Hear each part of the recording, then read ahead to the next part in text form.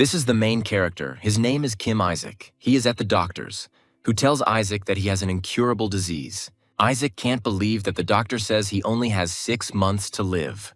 Heartbroken, Isaac wanders aimlessly, thinking about the unfairness of life and how he worked hard, decided to settle down. But now he must die young. Not noticing anyone around him, Isaac collides with a passerby without even realizing it. Behind Isaac's back, passers-by begin to whisper, calling him crazy, but he does not hear them. Still unable to comprehend the diagnosis, his face expressing despair. Not knowing where he is, Isaac steps out onto the road at a red light. A random passerby saves him from the accident by pushing Isaac out of the way. Without even looking back at the person who saved him, Isaac simply falls to all fours on the sidewalk, a piece of paper falling out of his pocket.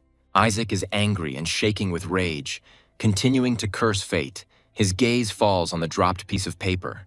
It turns out to be a lottery ticket, and Isaac becomes even more upset that he learned the news of his illness on the day he won the lottery. Still on all fours on the sidewalk, Isaac leans closer to the lottery ticket, shaking and thinking only about how he wants to live, how he wants to be happy.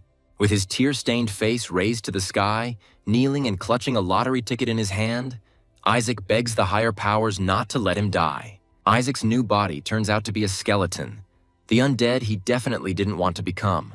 Skeleton Isaac is in the middle of a battle with monsters, while contemplating how much he dislikes his new body. Various monsters pursue the skeleton, wanting to destroy it, but Isaac easily deals with all the monsters with one swing of his sword. Isaac noticed the noise and approaching danger, turning to face his new enemy. It turns out to be a huge, scary monster that is running furiously towards Isaac. Without a trace of fear, Isaac takes the fight, attacking the massive monster in return. Wanting to end it all quickly, the skeleton Isaac deals the decisive blow to the main monster with a huge flaming sword. The sword glows with magic, helping to defeat the enemy. The main monster is defeated and beheaded. The undead greet Isaac as he drags the giant head of a defeated enemy. After reincarnation, Isaac became the lowest-ranked demon, a skeleton, but was able to evolve into a lich, the king of the undead. Skeleton Isaac is happy that he has become the demon king, although he is upset that he is now bald. The demons praise their king, misspelling his name and calling him Isaac. The skeleton gets cutely angry, once again reminding the undead that his name is Kim Isaac. Isaac no longer pays attention to the demons. He's happy that now, having defeated the main monster, he will be able to receive payment for this. As a reward, Isaac wants to become human again. The demon's head rolls across the floor of the heavenly palace. All the gods present are in shock, their faces expressing fear and disgust. The skeleton Isaac stands before the gods in the divine realm, with the severed head of the demon he defeated next to him. Isaac informs the gods that he has gotten rid of all who were against them, and asks if their agreement is still in effect. Isaac stands before the gods. They are surprised that he defeated everyone. The gods thought that it would take him 500 years. Isaac hears the gods whispering among themselves that all the high-ranking nobles who agreed to work with him without pay have joined him. Isaac turns to the gods and asks why they continue to talk empty talk, because they promised to make him human if he defeated everyone. And he did it. One of the gods, smiling sweetly, asks the skeleton Isaac if he can do one more thing. Isaac is furious that instead of fulfilling their promise to make him human, the gods are simply trying to make him their slave. Realizing that the gods have forced him to work even though they don't know how to make him human, Isaac becomes enraged and unleashes his demonic power. The gods are frightened and whisper among themselves, realizing that Isaac has figured out their trick. Skeleton Isaac calls upon more of his magical powers, wishing to destroy the gods who deceived him. The gods, in fear, ask Isaac for more time and try to bargain with him, imposing more work. But Isaac does not want to listen to the gods. He wants to kill them, turning them all into skeletons. Isaac's magic is gaining strength. Lightning is flashing everywhere. Suddenly, everything stops. The magic dies down and the skeleton stands there, unable to move, wanting to know what happened. One of the gods, smiling, tells the skeleton that the one whose name he wrote will not be able to move.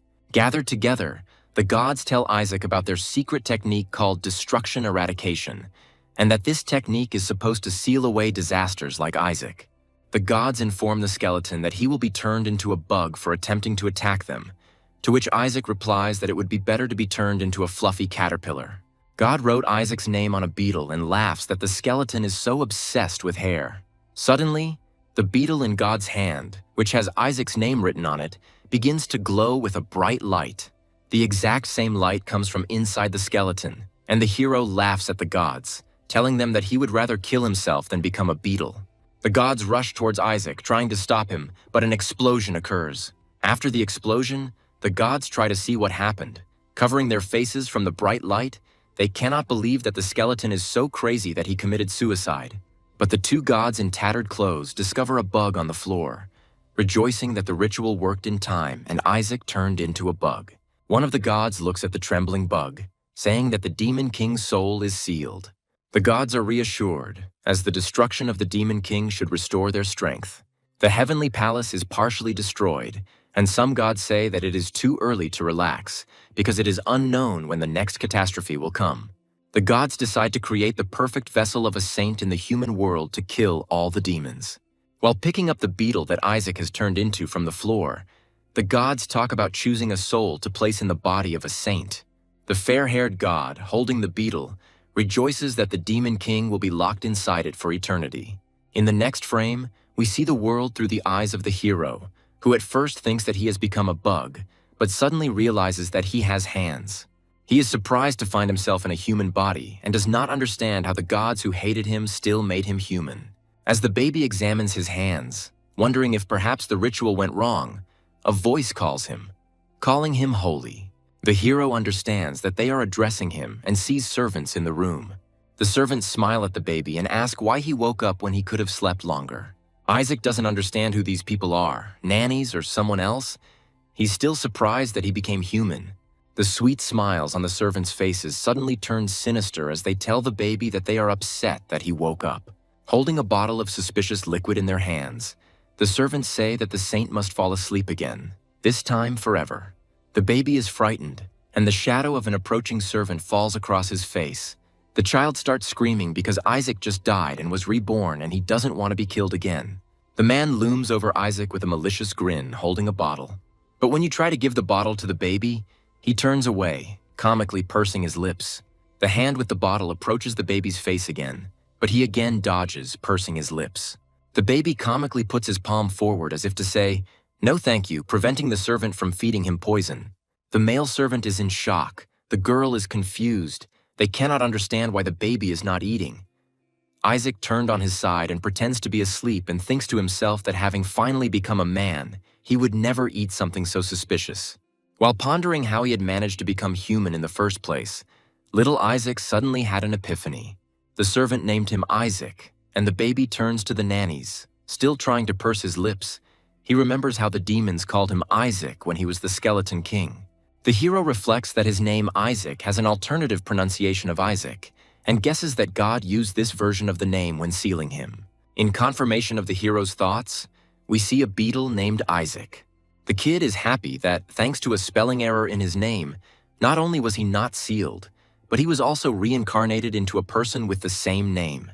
Little Isaac begins to laugh maliciously at the gods, calling them careless for failing to seal him. And at that moment, while the baby has relaxed, forgotten himself, and opened his mouth, the servant manages to push the bottle into his mouth. Isaac is angry, but he can't escape while the servants force-feed him, wondering why the child is so strong. As Isaac tastes the liquid from the bottle, he realizes that it is vegetable juice and it tastes simply disgusting. The baby feels something sinister entering his body, and his eyes begin to close. The servants stand over the baby with sinister smiles on their faces, but Isaac's eyes are blurry. We are introduced to the Central Eastern Temple of the Holy Empire of Helen. A gray-haired man walks along the corridors of the temple. From his clothes, it is clear that he is one of the temple's servants. The man smiles sarcastically, but all he can think about is how to finish off the baby as quickly as possible. On the way, the priest meets a serious man. His name is Alexander Kitalif Hela, and he is the emperor of the Holy Empire of Helen. The gray-haired temple servant and his companions bow to the emperor, greeting him. But the emperor is not happy about the meeting. He asks what business the bishop might have in this place.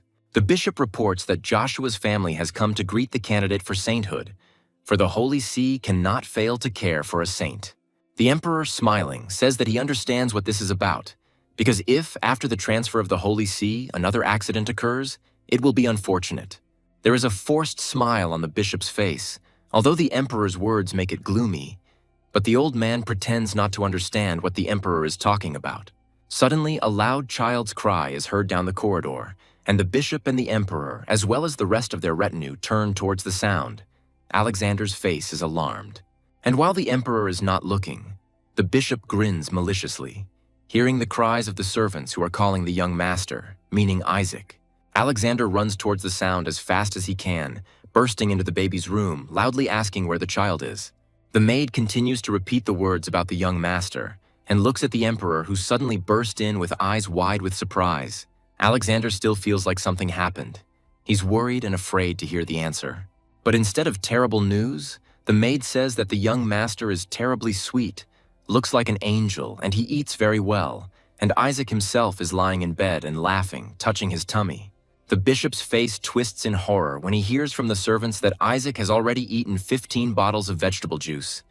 The old man thinks that this is impossible. The bishop sees a huge pile of empty bottles and cannot understand how the baby is still alive after drinking so much.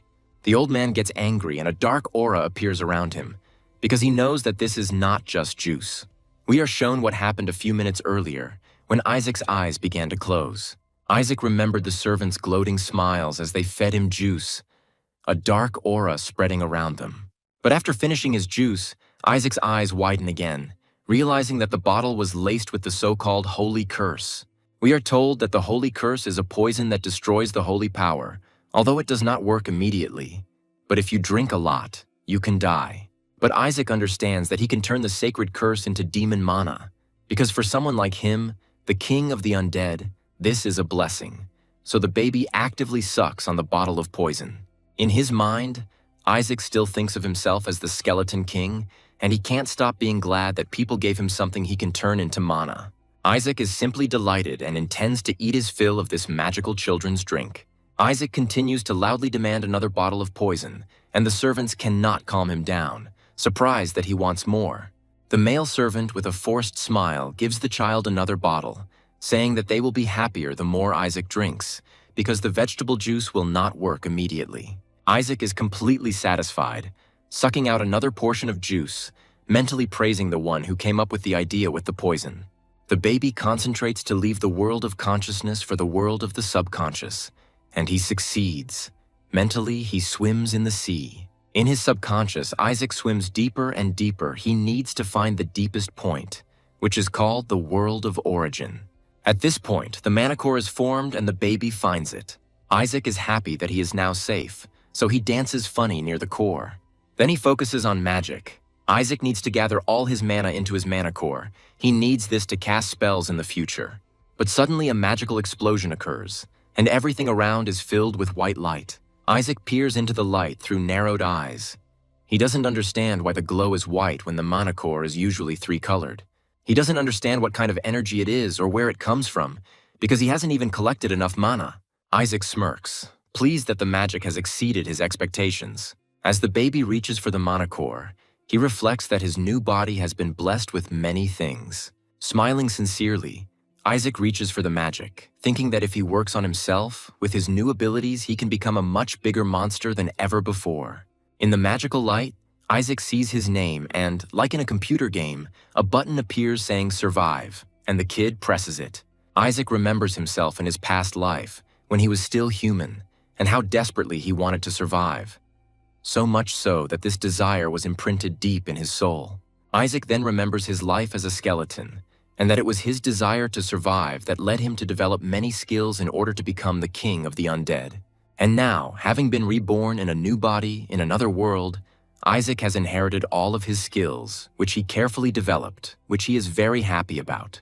The servants leaned over the baby with curiosity, thinking that he had finally died. The girl invited the man to check it out. But Isaac immediately raises his index finger, and the servant sobs from the realization that the baby is still alive.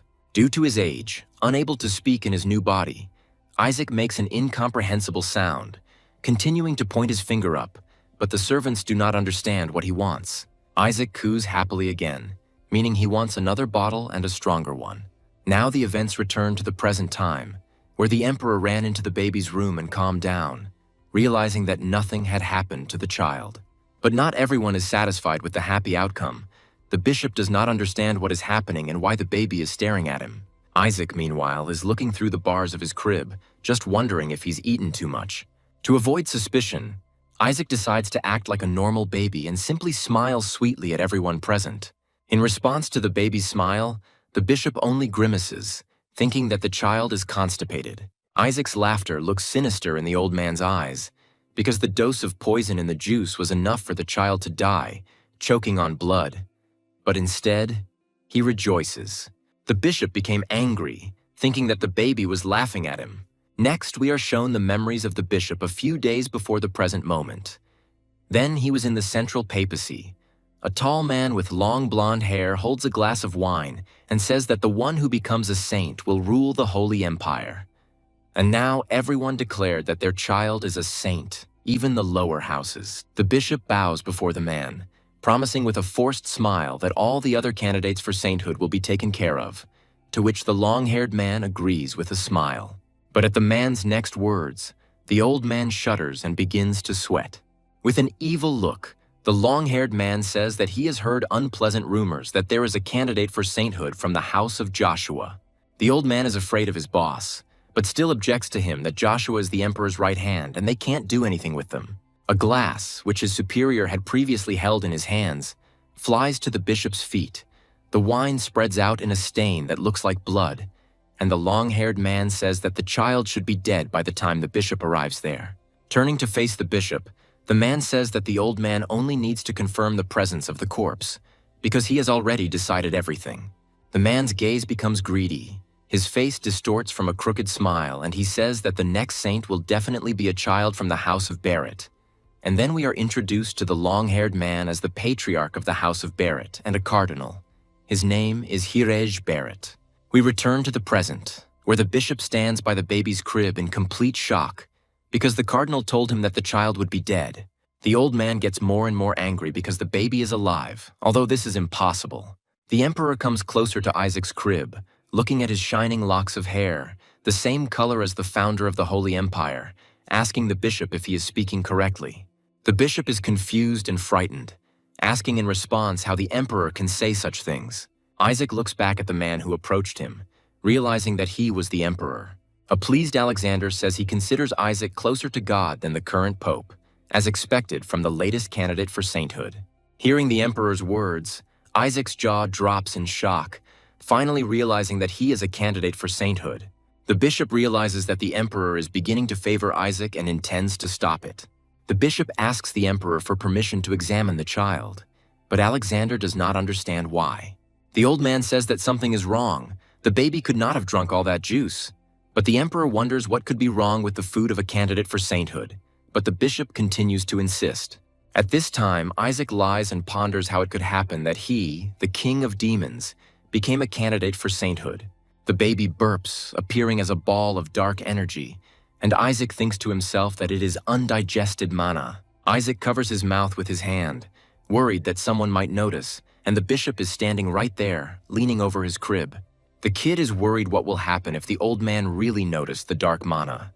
The bishop leans closer to Isaac and he, eyes wide with fear, turns to the old man. Confirming Isaac's worst fears, the bishop tells the emperor that he just sensed dark mana emanating from the child.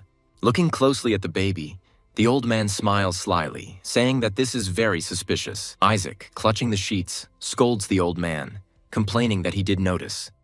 The bishop tells the emperor that the child may be a false candidate carrying dark mana, so they need to urgently consult with the inquisitor, to which the emperor is indignant.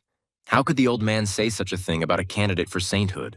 The bishop asks Alexander not to worry, and proudly reports that the pope has already set his sights on a candidate for sainthood from the house of Barrett. The emperor thinks about how shameless it is to choose a child from his own house as a saint, and little Isaac realizes why they wanted to kill him. The bishop takes the baby in his arms and asks to bring the inquisitor, for which Isaac mentally scolds him. The emperor tries to stop the old man, reminding him that the house of Joshua is a close ally of the royal court, and Alexander strongly recommends that Isaac be considered as a candidate. With his back to the emperor, the bishop replies that he understands everything, but the pope said that the crown prince's blessing will be given after a decision is made about the saint. Alexander is shocked by the old man's words, realizing where this conversation is leading. The Pope will refuse to bless the crown prince unless the emperor supports the child chosen by the Pope himself. Isaac is angry, calling the entire papacy corrupt scum. The kid, looking towards the emperor, thinks that it will be bad if everyone finds out who Isaac really is.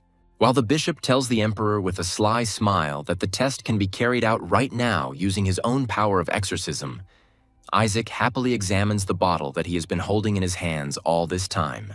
He adjusts his grip on the pacifier, mentally telling himself that he won't allow this.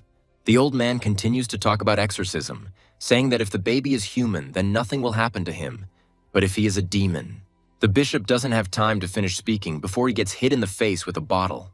Because Isaac put mana into this blow, the bishop's mouth began to bleed and his teeth began to loosen. The kid grins slyly as he looks at the old man's missing tooth. At this point, Isaac begins to babble out loud, smiling sweetly. He decides to act like a real baby, but in his thoughts he scolds the old man. The bishop's cheek was swollen and blue, and he could not believe that the blow was ordinary. Isaac continues to be cute while the others notice an unusual light coming from the baby, definitely indicating that the child is a saint. The baby continues to happily swing the bottle again. The old man gets another punch in the face, while Isaac mentally gloats that the bishop won't do anything to him anyway. The next blow hits the bishop on the shoulder, and another blow to the face, in which the bishop feels dark mana. But Alexander and his soldiers, watching what is happening, only rejoice, admiring the bright divine light. But Isaac, pretending to be an innocent baby, calls upon dark mana to make the bottle even harder. A blow from a reinforced bottle causes the old man to fall to his knees, but those around him say the bishop was amazed at the baby's divinity. Isaac himself begins to look closely at the bottle, realizing that every time he uses dark mana, divine mana comes out with it, albeit weak. And Isaac thinks that these are two opposites, so they cannot be used together. But perhaps it is all because of that white mana core. The old man doesn't allow another blow to be struck, intercepting the bottle while Isaac is distracted by thinking about the situation. Rising from his knees, the old man shouts that he is ready to swear by everything that exists that the child is a heretic and that an exorcism must be performed immediately. Mentally calling the bishop a stubborn brat, the little boy reaches for the collar of the old man's clothes, sticking out his tongue in satisfaction. Grabbing a suspicious object wrapped in bandages and hung with gold chains, the kid thinks that he didn't mean to do it, but the old man still has something interesting. Isaac takes out everything that the bishop was hiding, and it turns out to be the hand of a demon. The old man looks at this thing called a totem with horror. It is made from the remains of an exiled high-ranking demon. Such a totem is capable of absorbing the powers of other demons, for example, when being pursued by dark forces. Isaac smiles evilly, holding the bishop's totem in his hands, and the old man cannot understand how the child knew about the hidden totem. Isaac simply throws the totem away from the bishop, and while the old man watches in horror, Isaac mentally promises to show the old man something since he continues to attack. The bandages and chains slide off the dark object, revealing it. Isaac raises his little hand and simply snaps his fingers. A demon appears from the dark totem. Frightening everyone present, they cannot understand why he suddenly appeared. A joyful Isaac mentally suggests to the bishop to deal with this demon. The emperor's guard grabs his sword as the demon grows larger. No one can figure out how the Shadow Lich appeared. Alexander shouts at the bishop, whose name is Masa Barrett, asking how a demon could appear in the temple. The bishop indignantly replies that, in fact, the child just pulled out the totem, and everyone saw it. But the emperor objects that totems bind dead demons and the baby could not have revived it. Alexander orders everyone present to protect the baby from the demon and the bishop, and the knights immediately rush to carry out the order. One of the knights immediately takes the baby from the bishop's hands while he stands in shock. Isaac smiles sarcastically, mentally telling himself that this is what he deserves. The idiot. At this time, the knights surrounded the Shadow Lich, pointing their weapons at him. But the demon, seeing the baby, senses divine power from him and wants to kill the saint, so he becomes furious. Isaac is confused as he realizes that things are not going the way he wanted. The Shadow Lich rushes straight toward the child, screaming and threatening. The knights are ready to protect the baby with all their might. Isaac, sitting in the arms of one of the knights, cannot understand what happened to the demon and why he wants to kill him, since it was he who revived this lich. Reassuring himself, Isaac thinks that he has the holy knights on his side and they will definitely protect him. But at that very moment, one of the knights falls, defeated by the lich. Isaac, looking at the fallen warrior, asks himself if they are really holy knights. The Shadow Lich rushes towards the child, repeating that the saint must be killed and the imprisoned king saved. The knight holding the baby is frightened and hugs him close, but Isaac is thinking at that moment that he must defeat the demon first. The demon reaches out to the baby, but he is completely calm. Unlike the knight, Isaac is just thinking about why so many people in this life want to kill him. With an unperturbed look, the kid mentally tells the demon that he saved him, but the demon tries to kill him, which means that Isaac can use dark mana. In such chaos, no one will notice it anyway. Isaac uses magic, releasing his Skeleton King aura to stop the Lich.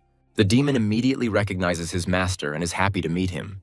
Unexpectedly for everyone, and first of all for Isaac himself, his hands begin to glow with a bright white light. The glow becomes brighter and brighter, surprising everyone around. Alexander looks at the blinding glow in shock. The light scares the demon away, threatening to destroy him. But the demon does not want this. In order not to disappear after being reborn again, the demon tries to escape, but the knights do not want to let him go. Many gather around the baby, claiming that what Isaac did was holy power, and with its help he defeated the greater demon. The baby looks at his hands and realizes that they are truly oozing holy power. Isaac wants to figure out where his holy power comes from, continuing to look at his hands, but the light is already disappearing. Feeling himself, the baby realizes that his own body has transformed dark mana into holy power. Isaac starts to get angry because he wants to accumulate dark mana. There is already little of it in the Empire. At this time, the bishop tries to escape from the knight's grip, calling them fools. The bishop shouts that the child is a heretic who uses the power of demons.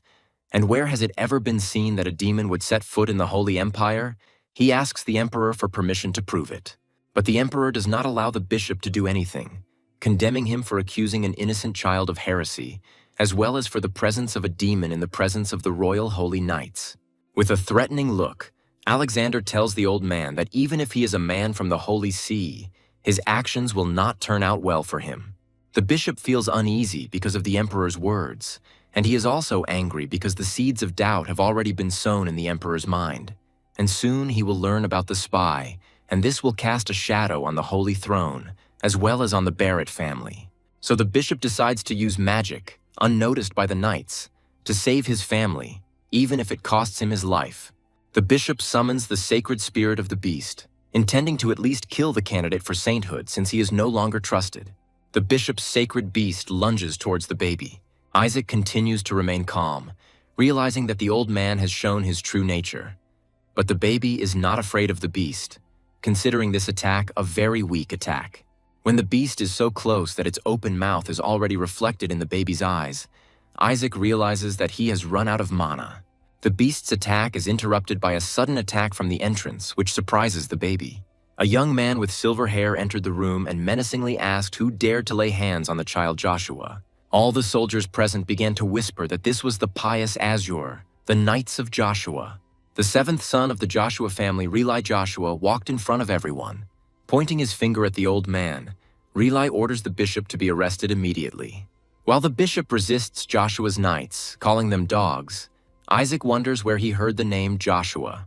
And while Isaac is remembering, Relai turns to his subordinates and orders them to pay their respects. All the knights of the pious Azure immediately bowed their heads and greeted the son of the house of Joshua. Riley apologizes to Isaac for coming so late, but the kid doesn't pay attention to it. Looking at how dressed up Riley is, better than the Imperial Knights, and one of those same Imperial Knights who is holding Isaac, awkwardly looks away. Riley points to one of the knights and tells Isaac that they have brought him gifts. The knight rises from his knees and reaches into his bosom. The knight takes out the thing he brought, something shines, and Isaac hopes that he will be given gold. But the knight, flashing a happy smile, shows the little boy a figurine of a skeleton king whose head is being cut off. Isaac looks at the gift in shock, and the knights continue to take out the figurines, saying that they still have those where the skeleton king is burned alive, or one where he is torn to pieces. As Joshua's knights twirl figures in front of the child's face, Isaac gets worse. He almost starts to cry, wondering how he will survive in this madhouse. But the knights thought he liked it, and he cried with joy. Isaac smiles nervously, shying away from the figurines of himself in his past life, and those around him only repeat how cute he is. And then Isaac thinks about Joshua's last name again and finally remembers where he knows them from. He remembers the woman who tried to defeat him. She introduced herself as Ho Joshua, the 45th saint. Then there was the man, O Joshua, the 61st saint, and then there was the woman who had not told Isaac her name in the past.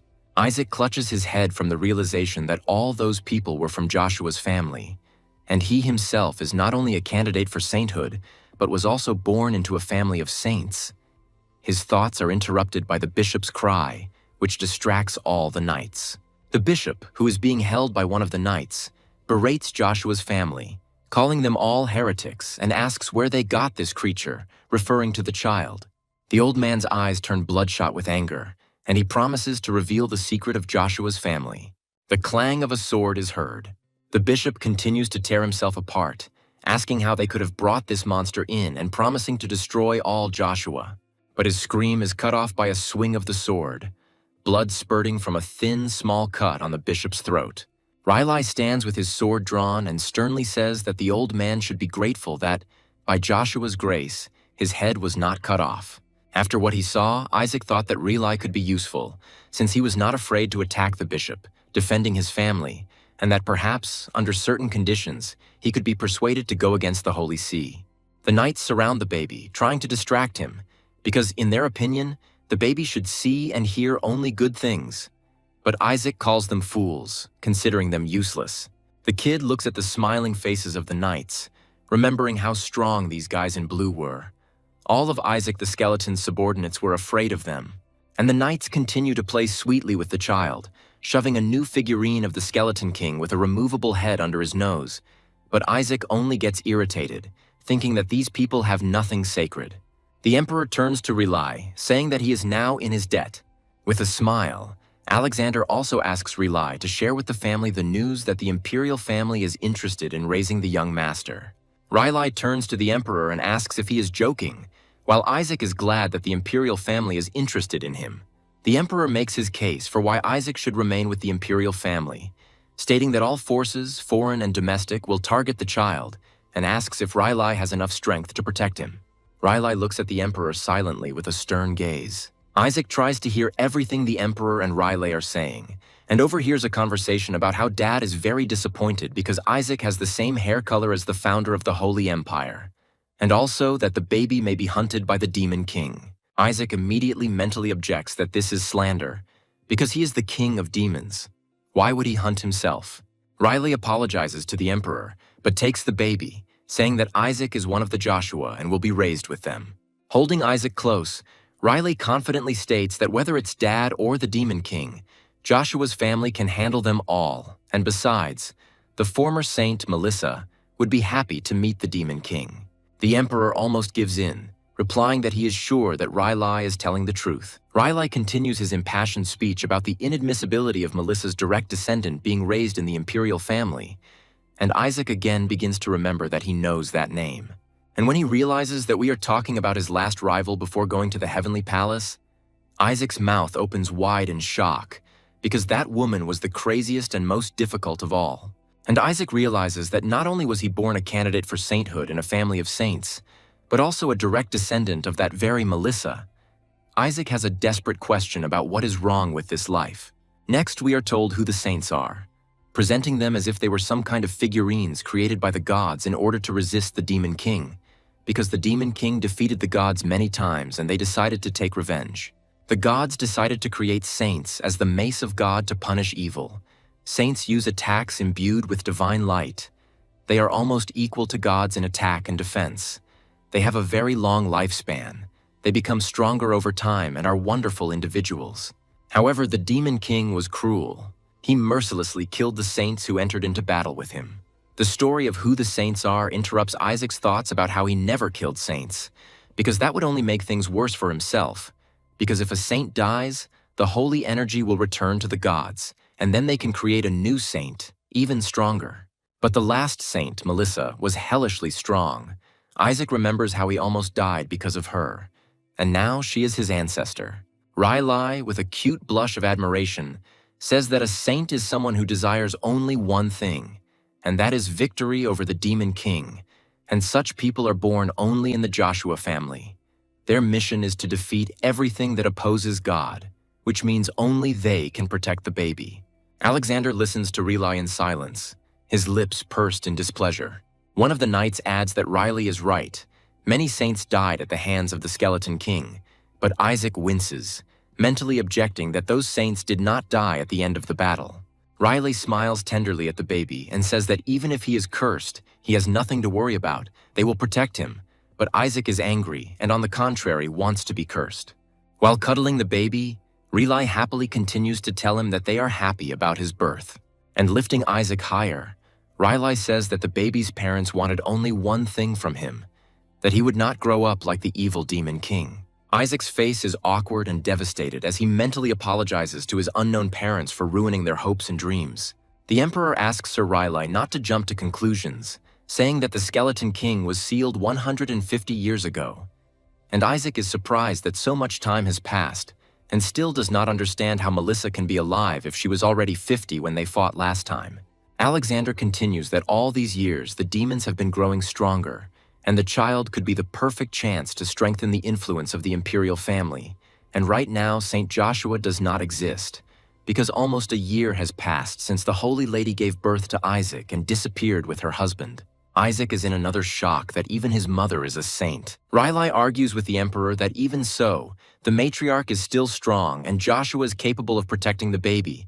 But Isaac continues to think that since his mother is a saint herself, nothing will surprise him anymore. But then the Emperor asks about Melissa. Didn't she go to confront the Demon King, hinting that Melissa won't be able to protect the child now, to which Riley replies that she will return soon, and the matriarch will be glad to see her grandson. Isaac clutches his head, calculating Melissa's age again, realizing that she is over 200 years old, and the Emperor notices that the baby is upset. But Riley says that everything will be fine, although Isaac cannot agree with him, because his sworn enemy is still alive. Isaac panics, thinking that once Melissa finds out, he will definitely be burned at the stake. He was ready to put up with everyone else, but not with Melissa. Thinking that this will help him survive, the baby grabs the Emperor's finger with his tiny hands. Isaac makes an incredibly sweet face and starts babbling, hinting that the Emperor should keep him for himself, and Alexander is only too happy about this. Alexander strokes the baby's head as it continues to cling to his fingers, and says that the child wants to stay with the imperial family. But Riley does not let go of the baby's legs. Pulling him back, he discontentedly objects that the baby is simply too friendly. The Emperor draws Isaac to himself, promising that the imperial family will do everything for him, and Joshua only has experience in raising holy girls, but not boys. Riley pulls Isaac back to him, telling him that the child is destined to become a demon slayer, an exorcist, and only Joshua can properly raise him for that mission. Poor Isaac was left hanging between the Emperor and Riley, each of whom was screaming that their family was better, and the kid just wanted them to stop. One of the knights also asked them to stop before they tore the young master apart. Trembling with tension, Isaac purses his lips, determined to join the imperial family because he doesn't want to die. Isaac looks at the Emperor and sees a glow around him, indicating great vitality and a thirst for life. For Isaac, this means that with the Emperor, he has a better chance of survival. With an even brighter smile, Alexander tells the little boy that he made a wise choice. In the next shot, we see the bishop kneeling in front of the dark figures. He says that he is sure of what he saw. It was dark mana, and he has no doubt that Isaac is a child of a demon. The Pope objects that holy power is given by God and asks the bishop how a demon can possess the power of God. The cardinal draws his sword from its sheath, but the old man continues to insist that he is sure that what he saw was mana. He would not be able to confuse mana and holy power. Without emotion on his face, the Pope informs the bishop that the Holy See has heard his statement. The old man tried to say something else, but the sword cut his throat. The cardinal looked contemptuously at the dead bishop and called him a blasphemer. One of the dark figures in a cloak promises the cardinal to organize an attack, but he says that this is not necessary, because the Emperor will take the child to himself, and in the palace there will be enough chances to solve the problem, and this time they will be convinced of the death of the baby. At this time, Isaac lies relaxed and scratches his ear, thinking that someone is talking about him. In Korea, there is a saying that if your ears itch, someone is remembering you, just like we have hiccups. A carriage drives through the forest, in which Isaac, accompanied by knights, heads to Joshua's family. And the Pope's henchmen, like himself, are surprised by this turn of events. Next comes a flashback where Isaac sits in the Emperor's arms and closes his eyes from the bright light. He sees this light coming from Riley, who agrees with Alexander that Joshua's house is not the best place to raise children, as there are many demon remains and manacores in that house, especially since Joshua's house is where the skeleton king's remains are kept. Isaac looks at Riley's light and thinks about how great his desire to survive is, since the light is so blinding. And when he hears that the remains of his former body are kept there, he is very surprised that Joshua preserved it. Riley wants to say something in defense of his family, but Isaac grabs onto him, interrupting Riley's speech. An inspired Isaac is immediately ready to go to Joshua's house. Riley loses the thread of the conversation, overwhelmed by the cuteness of the baby. The flashback ends and we now see Isaac riding in a carriage to his former enemies, away from the imperial palace. But he will be able to get his remains. The kid thinks about how his previous body has been upgraded to the level of gods, and if he can get it back, even the 10th rank will be nothing compared to the power he can get. And for Isaac, the bright light that came from Riley is a big plus. In the carriage, Riley talks to one of the knights, and he asks why the Pope's forces are pursuing the young master, to which Isaac thinks to himself that he is also very surprised by this. Riley replies that it's all about the prophecy, which says that the saint will become the child of the gods, and therefore the next pope. So Barrett tries to choose her child. This information makes Isaac experience another shock.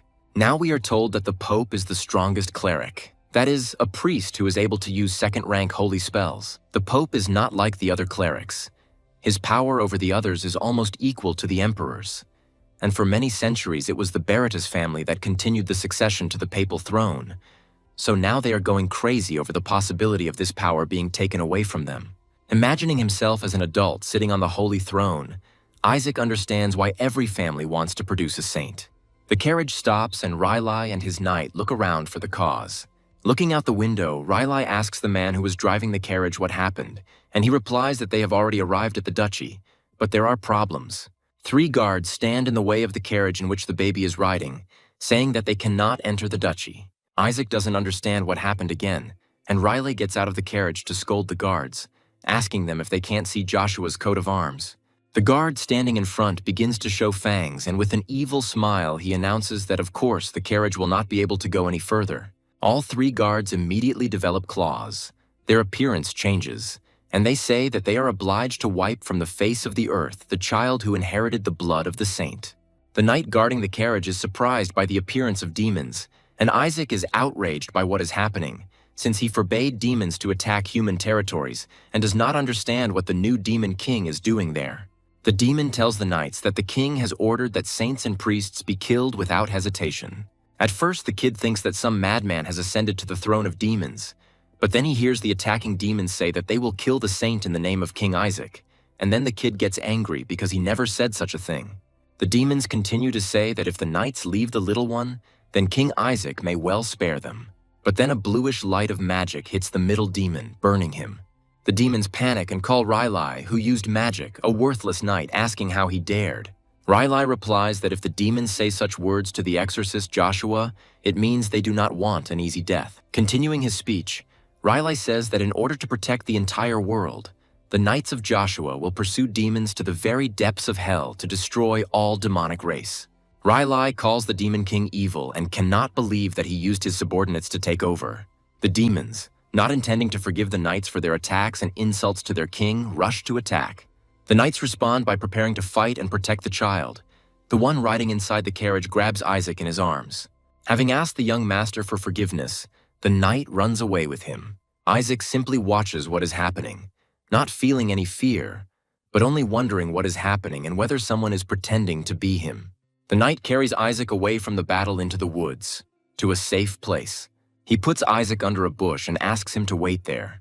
Promising to return soon, the knight casts a magical protective barrier on the baby. Isaac feels the barrier from the inside, realizing how strong it is, that even a high-ranking demon could not break through it, which means it is impenetrable from the inside. And Isaac decides to release his magic, focusing on meditation. He calls upon the one who is made of magic, but has intelligence. Isaac calls him the one who watches, and then a clod of dark magic appears. The dark lump immediately presses itself against the barrier, happy to meet its owner, but Isaac asks it to be quiet so that they don't get caught. The dark lump says that he was afraid that he would never see Isaac's majestic face again. And the baby replies that he, too, was afraid that he was finished. Isaac greets the lump of magic once more, calling it Whisper, and explains that it is a detection spell, but also has a consciousness. Isaac created it to make his job easier in the past, and then it developed a personality.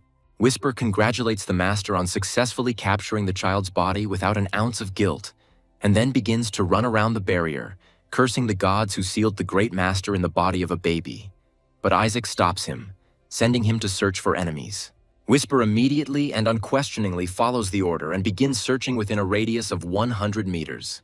Whisper discovers the battle between demons and knights, reporting to Isaac that he found 88 enemies, and that they are all monsters that will never compare to his master.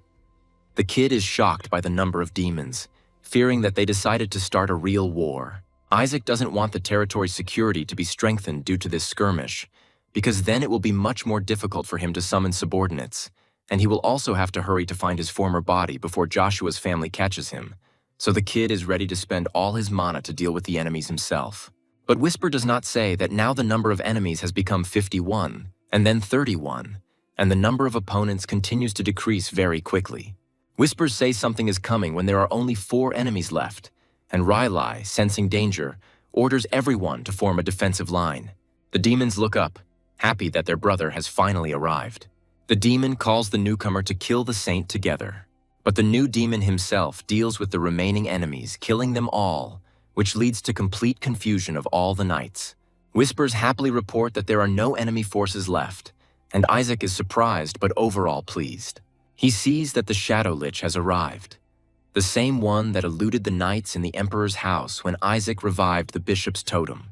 The demon screams that anyone who touches his king with their dirty hands will lose their life, and Isaac is shocked by the Lich's words, because he can arouse suspicion in the knights. The Shadow Lich becomes increasingly enraged, thinking that his king was forcibly trapped in the body of a child, so he yells at the knights. The knights stand in a defensive line, ready to fight the Lich, while he tells them not to dare even look at the child with their disgusting eyes, lest he rip them out. However, the knight who cast the barrier on Isaac asks Riley what this demon is saying. The people do not understand the demon's language, so they just stand there in confusion.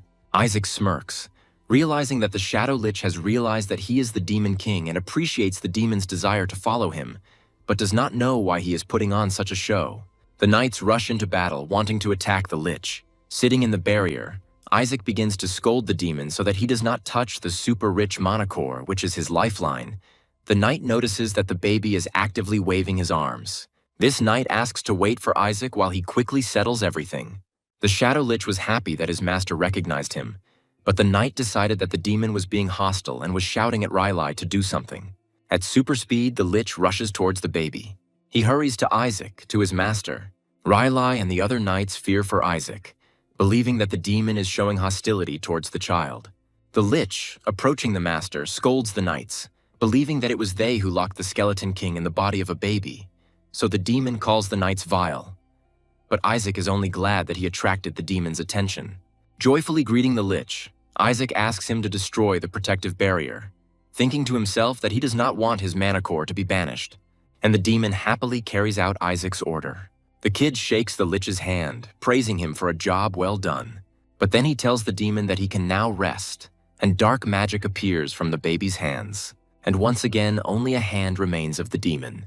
Riley and the knights are shocked by what they see. Isaac sits contentedly and calmly, and Riley wonders how it is possible that the baby totemized the demon. The knight, who had previously placed a protective barrier around the baby, beams with joy, calling it a miracle that Isaac totemized the demon on the first try. The knights throw the baby into the air, celebrating the holy spell that only a cardinal or saint can use. But Isaac argues in his mind, stating that it was not a holy spell, he used mana. At this time, Riley reflects on the fact that he does not sense any holy power from the baby, although the spell was definitely holy, and this is strange. The knight happily tells Riley that he is convinced of the child's holiness and that he was magnificent, but Riley doubts it, looking at the frowning Isaac. Riley watches the knight cradling the baby and thinks that even if the child is not a saint, he is definitely special. But Riley is upset that the child is a boy, because there is some curse of the Demon King.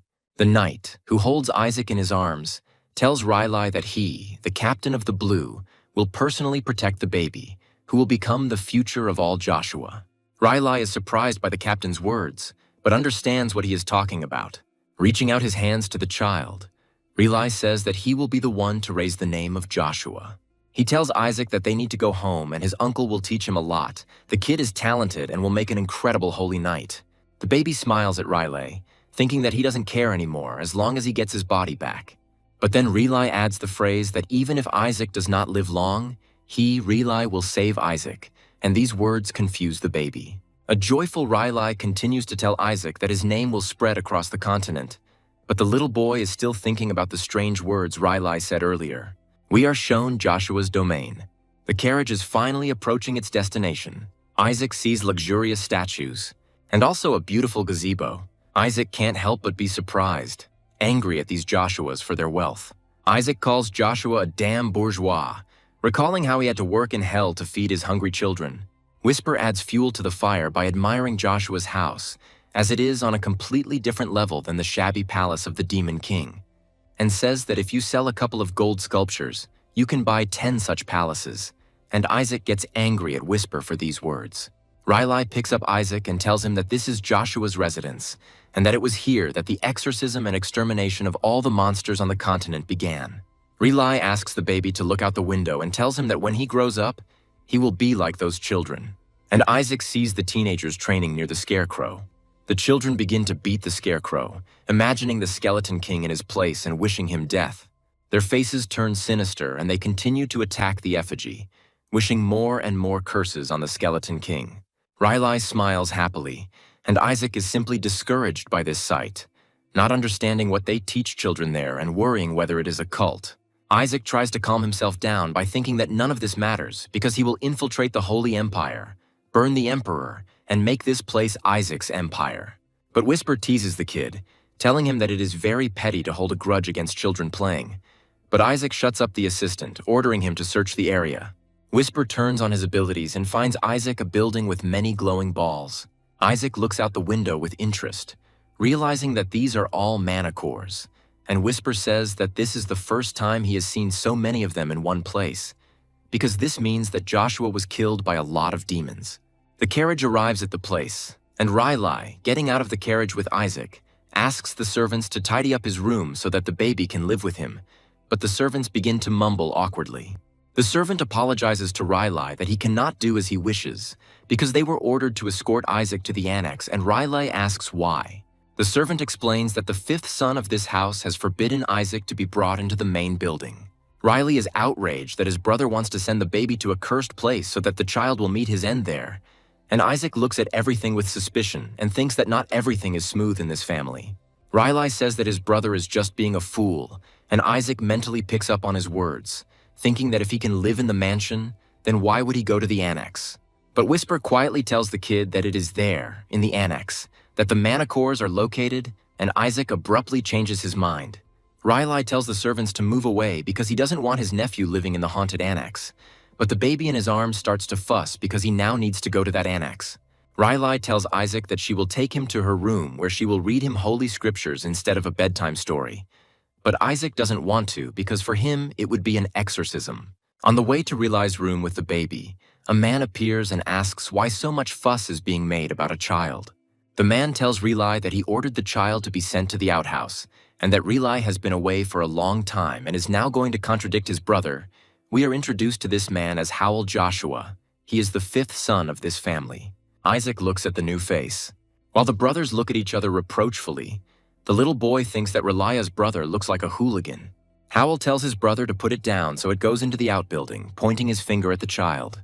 Riley argues with his older brother, explaining that the baby is a descendant of Joshua and cannot be sent to the place where people were previously sent into exile. At this time, Isaac realizes that the bully belongs to the faction that hates Isaac.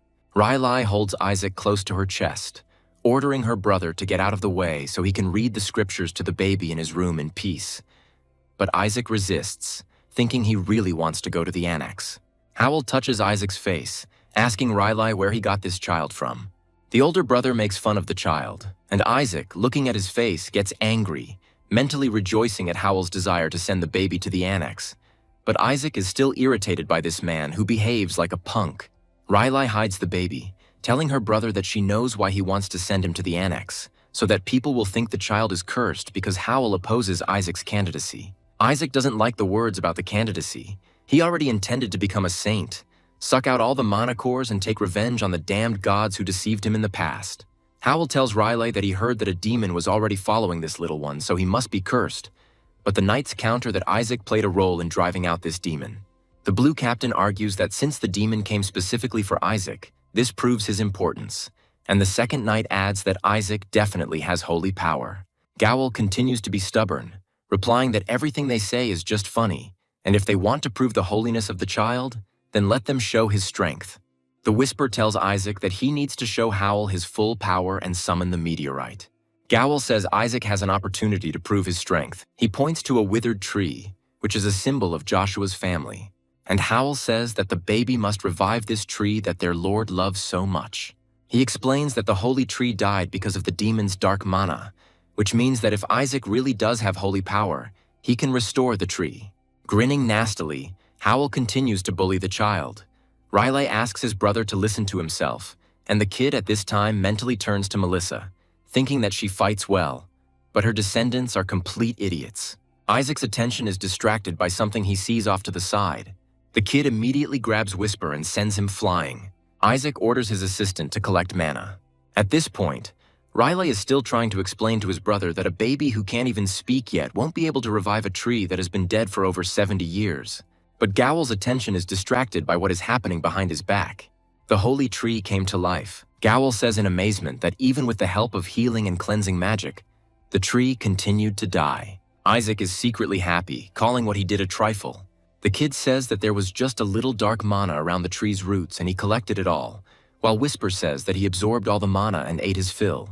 The knight captain asks Riley what he just did, but Riley replies that he did nothing. The captain looks at Isaac in surprise, realizing that he did it, and the kid is simply indignant that there was not enough mana, although Whisper told him that he would have vomited then. The knights once again raise a clamor of delight around Isaac, who has revived the tree. Gowl still tries to cast aspersions on the baby, asking how the baby could do what no one else in the house could do. As the knights throw the relaxed Isaac into the air again, Howl says that Riley must have helped the child somehow, but no one wants to listen to the man. Already shaking with anger, Howl accuses his brother of being the one who revived the tree, but Riley objects. No longer able to contain his anger, Howl throws his fists at Riley, saying that he pretended that the little bastard had revived the tree, when in fact it was the saint who had helped him. The knights awkwardly watch the brothers quarrel, with Riley arguing with his brother, explaining that he could not possibly have met the missing saint, and Isaac again mentally addressing Melissa, advising her to focus on raising her children rather than killing demons. Although Isaac doubts that Gowl is Riley's brother after looking at him, he would rather believe that Riley is Melissa in disguise. Whispers suggest that the brother may be a half-brother, but Isaac has a realization that Howl is more like a cardinal. No longer in control of himself, Howl yells at Riley that he knows why he brought the child into the house because he wants to make him a candidate for sainthood, although there is already a candidate in Joshua's house. Isaac is interested in the fact that there are other candidates in the house, and Whisper admires the owner because he doesn't care about competition at all. Riley tells Gowl to leave the baby alone because he is the son of their eldest brother, which means he is their nephew and has the right to be in the house. Gowl argues that the first brother ran away from home when the family needed help, so he shouldn't be considered a brother and his son a nephew. Watching the brothers quarrel, Isaac understands why he is considered an illegitimate child. Howl says with an evil grin that, of course, the child is still the son of a saint, albeit a half-breed. Pulling at the collar of Riley's robe, his brother tells him that the baby looks like that because he looks like a saint since she is his mother, but they cannot be sure that their brother is Isaac's father, and Howl offers to sell the baby if it will help the family. Not wanting to listen to this nonsense, Riley hits his brother in the face. The captain and the other knights are shocked by what they see, and Isaac proudly rubs his nose, thinking about how brothers grow up in fights and mentally thanks them for a bunch of useful information. Riley continues to strike his brother. All the knights try to separate them. At this time, the baby thinks that he is lucky that there is such a mess in this house, which means it will be easier to capture it, The house is almost falling apart anyway. But Whisper sneers that Isaac's brain has shrunk because he's in a child's body, because he didn't think about the fact that if the house falls apart, the baby will go down with the rest. We see Joshua's estate again. Isaac sits on the table, puffing out his cheeks, and then his face expresses extreme irritation. At the long table are members of Joshua's family. They are displeased that it's a boy again, and the peasant girl who was adopted into the family should not have given birth to another useless boy. Isaac is angry because they are going too far. But the matriarch orders everyone to be silent, and the baby's attention is focused on her. She then says that the child has been decided to be raised in a juvenile home, away from prying eyes. The matriarch's name is Henna Joshua. She is the second wife of the current patriarch, Eli Joshua. Henna openly asks Riley why he allowed this child to be born on their lands, and Isaac notes that she is openly hostile. Howell agrees with Henna, demanding to answer the matriarch's question, and Isaac guesses that this woman is the mother of that asshole. Riley takes his time with an answer, calmly asking a counter-question about where his father is. Henna says he left town because of the situation with the sainthood candidate. Riley says it's sad because he should hear the news that the grandson of this house, Isaac, has revived the holy tree. Everyone present jumps up from their seats, unable to believe Riley's words. Howell screams that it was just a coincidence. A small child could not have done such a thing, and the tree was reborn because the prayers of Joshua's family were answered. The rest agree with Gowell, recalling that even the patriarch could not do anything, which means the baby certainly could not, and there is no evidence. Another elder supports the matriarch's words, saying that it was a blessing from the gods, not the baby's strength. Annoyed by their speech, Isaac decides to prove his strength to everyone by stretching his arms forward. Everyone immediately turns to Isaac and stares at him with their mouths open. A bluish glow pours from Isaac's hands, filling the entire room. All the advisors cannot believe what they see. Isaac, smiling, shows them the crystallized energy of the tree. Everyone sat back down in their seats and continued talking, deciding that Isaac had apparently gotten rid of the mana that was destroying the tree. The advisors begin to argue among themselves. Some continue to say that it is impossible, but others are ready to accept the fact that it was Isaac who freed the tree from the curse, because he demonstrated to them the physical form of that very mana. The man in glasses says that this method could have worked, but it was very complicated, and if something went wrong, the tree could have died completely. So the patriarch chose a stable method of purification. Howell is again outraged that the advisors almost believe the baby and is ready to argue with them. Riley, in defense of the baby, says that Isaac could have instinctively expelled the mana, and he agrees. Admiring the baby's strength, Riley praises him, saying that a breastfed child has done what no one from the central papacy has managed to do for 70 years. And Isaac's pride and self-satisfaction grows greatly from his words. But Howell urges the elders to consider that a child who cannot speak could not have done this, and they should not believe Riley, and also that Joshua would be a laughingstock if they found out about this, and Isaac does not look like Joshua's son. Isaac doesn't care at all what Howell is chatting about. He deliberately ignores him. Riley attracts the attention of the elders by saying that this child will definitely become a saint, and even, with a high probability, the next pope. Isaac, who himself was counting on this, smiles silently in agreement, and lifting the baby above his head, Riley happily tells everyone that Isaac will kill the demon king. But these words angered Isaac. The matriarch immediately intervenes, offering to test the baby since Riley is so confident in him. Henna says she will request permission to use the divine relics vault. The picture moves to the northwestern lands of the empire, a dark forest. A man with a flowing cloak stands in the midst of the defeated demons. The knight kneels before him and greets the patriarch, who asks what happened. The knight reports that his confidant requests permission to use the repository of divine relics. The patriarch, thinking that the Holy Throne asked for permission, forbids it. But the knight says that it was not the throne, and tells that the patriarch's grandson revived the sacred tree. So Henna wants to test whether the baby has the qualities of a saint. The patriarch turns to the knight with interest, asking what he means. With a stern face, Patriarch Eli Joshua asks why there is a saint in his house. Eli says that he does not allow the vault to be used because only a saint can survive in that place, and orders the knight to tell everyone to stop squabbling. Their conversation is interrupted by another person who approaches, who, on the contrary, is not against using the storage facility. The woman comes closer and asks the knight if it was Isaac who brought the tree to life. She says that this is very impressive if true, and we are told that this is Melissa Joshua, a former saint and true matriarch. She suggests that all the saint candidates be tested since the vault will have to be opened anyway. The knight asks her again if it is possible to do this, since a child from another family might take something from there. Melissa says that this is exactly what she hopes for, because even the best saints could not take anything from there. Melissa says that if someone manages to take something from the vault, perhaps that person will then be able to track down the Demon King and kill him. Therefore, Melissa not only does not prohibit the use of the storage, but also offers to award a prize to anyone who can do it. Melissa orders the knight to tell everyone that the child who brings the most valuable item from the vault will receive a reward that even Dad cannot give. She promises to give the winner the Joshua family heirloom and personally teach him her secret technique. The vault contains secret technology and divine relics. It was always guarded by a saint. It is believed that Joshua is the owner of that place. Only children under 10 years old can enter there, so it was used as a ritual for candidates for sainthood. When children turned 1 year old, they went in and chose something from there. People predicted what qualities the child would have based on what item he brought.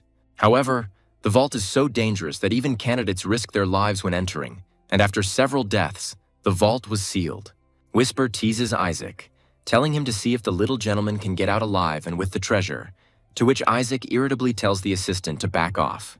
Whisper asks if Isaac is looking forward to this challenge, and he happily agrees. The baby's face immediately becomes too happy, because rumor has it that this is where the remains of the Skeleton King are located.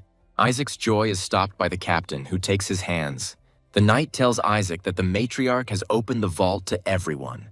Joyfully throwing Isaac up in the air, the captain says that children from all families will be tested.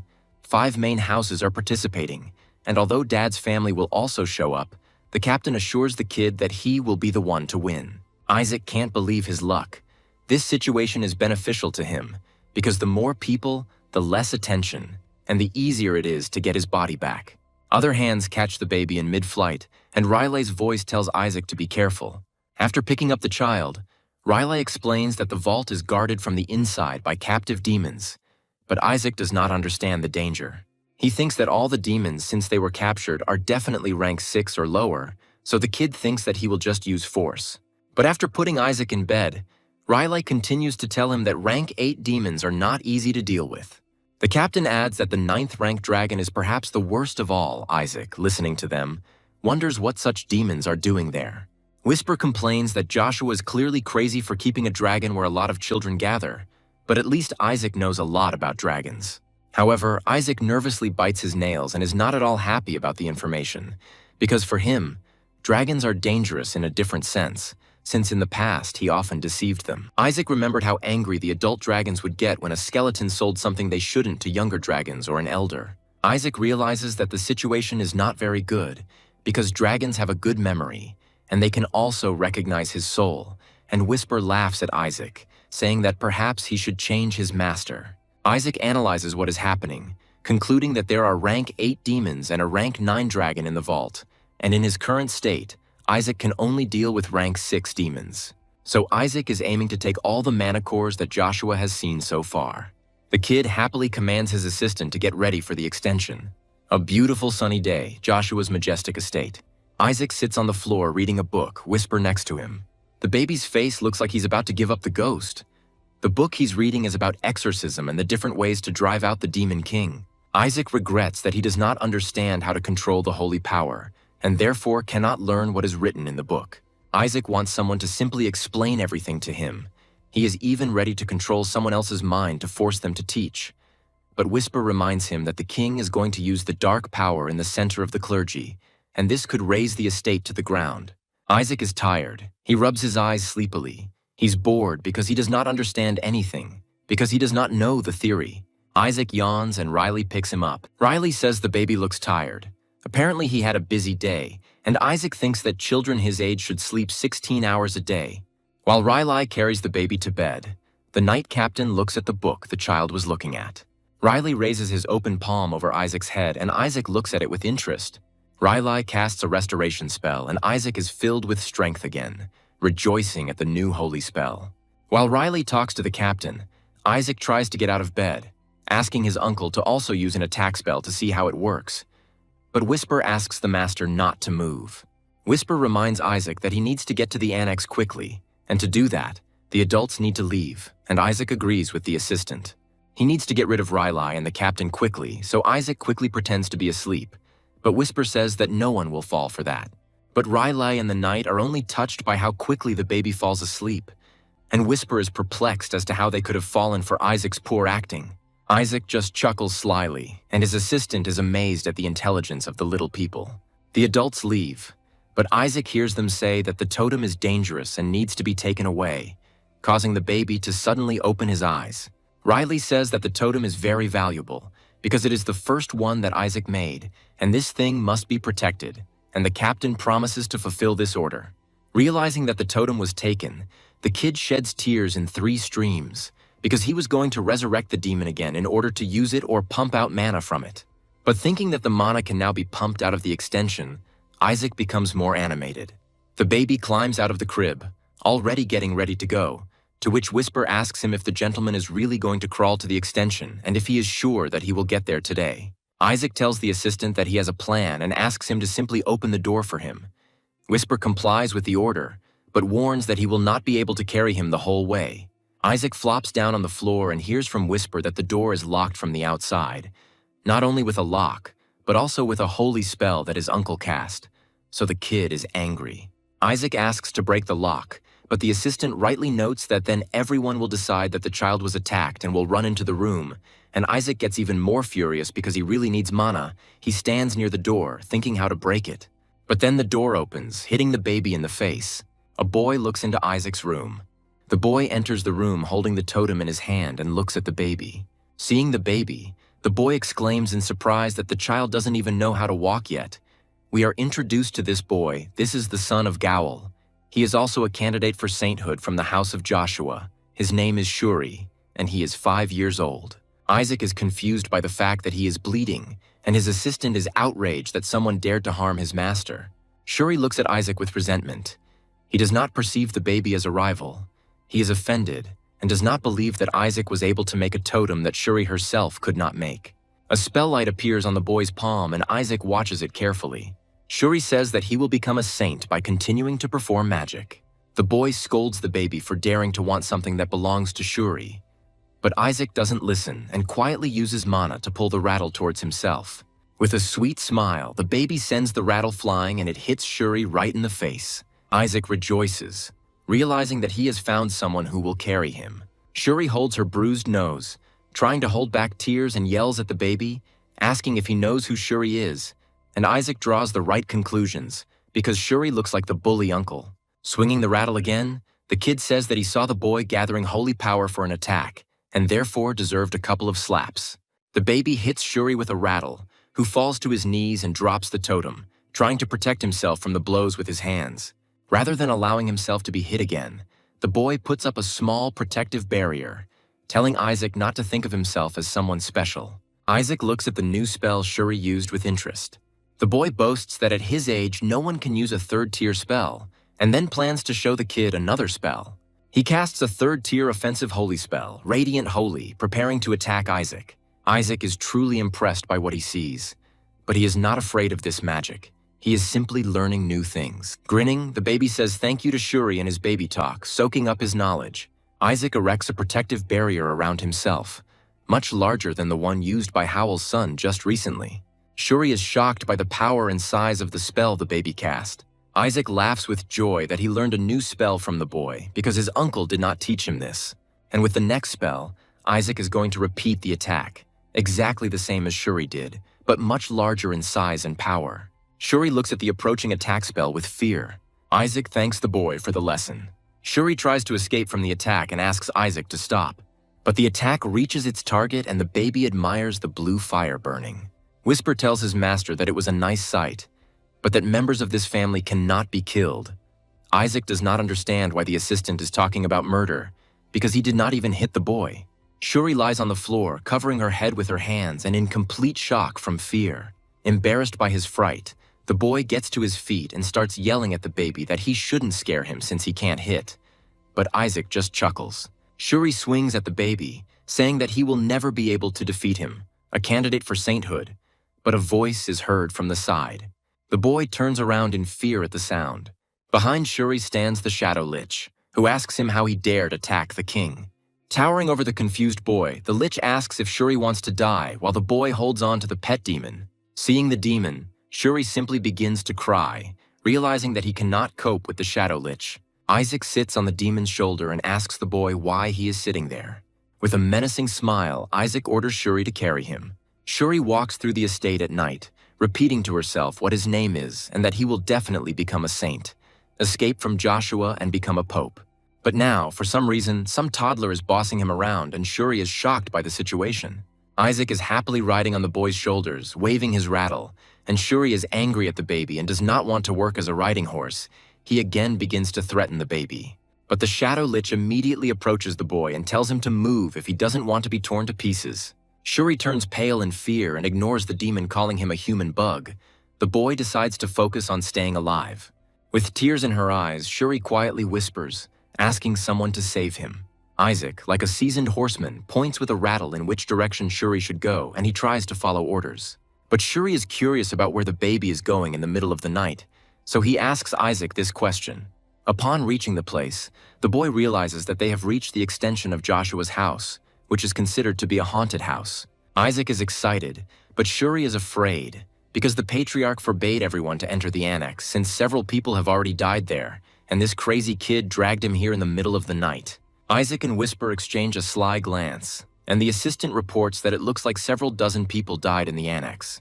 Looking at all the mana cores, Whisper says that one would have to train to death for decades to accumulate that much. The baby points the rattle forward, ordering Shuri to move, but the boy does not want to go in, and the adults have forbidden it. But the Shadow Lich leans towards Shuri's face again and tells him to shut up and go. Shuri is forced to comply, and they find themselves inside that very annex.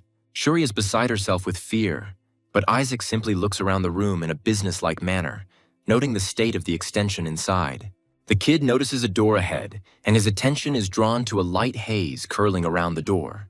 Whispers inform the gentleman that the entire building is sealed. There is some kind of barrier on the door. Isaac is very disappointed. Shuri trembles and asks Isaac to come back, since everything inside the building is sealed anyway.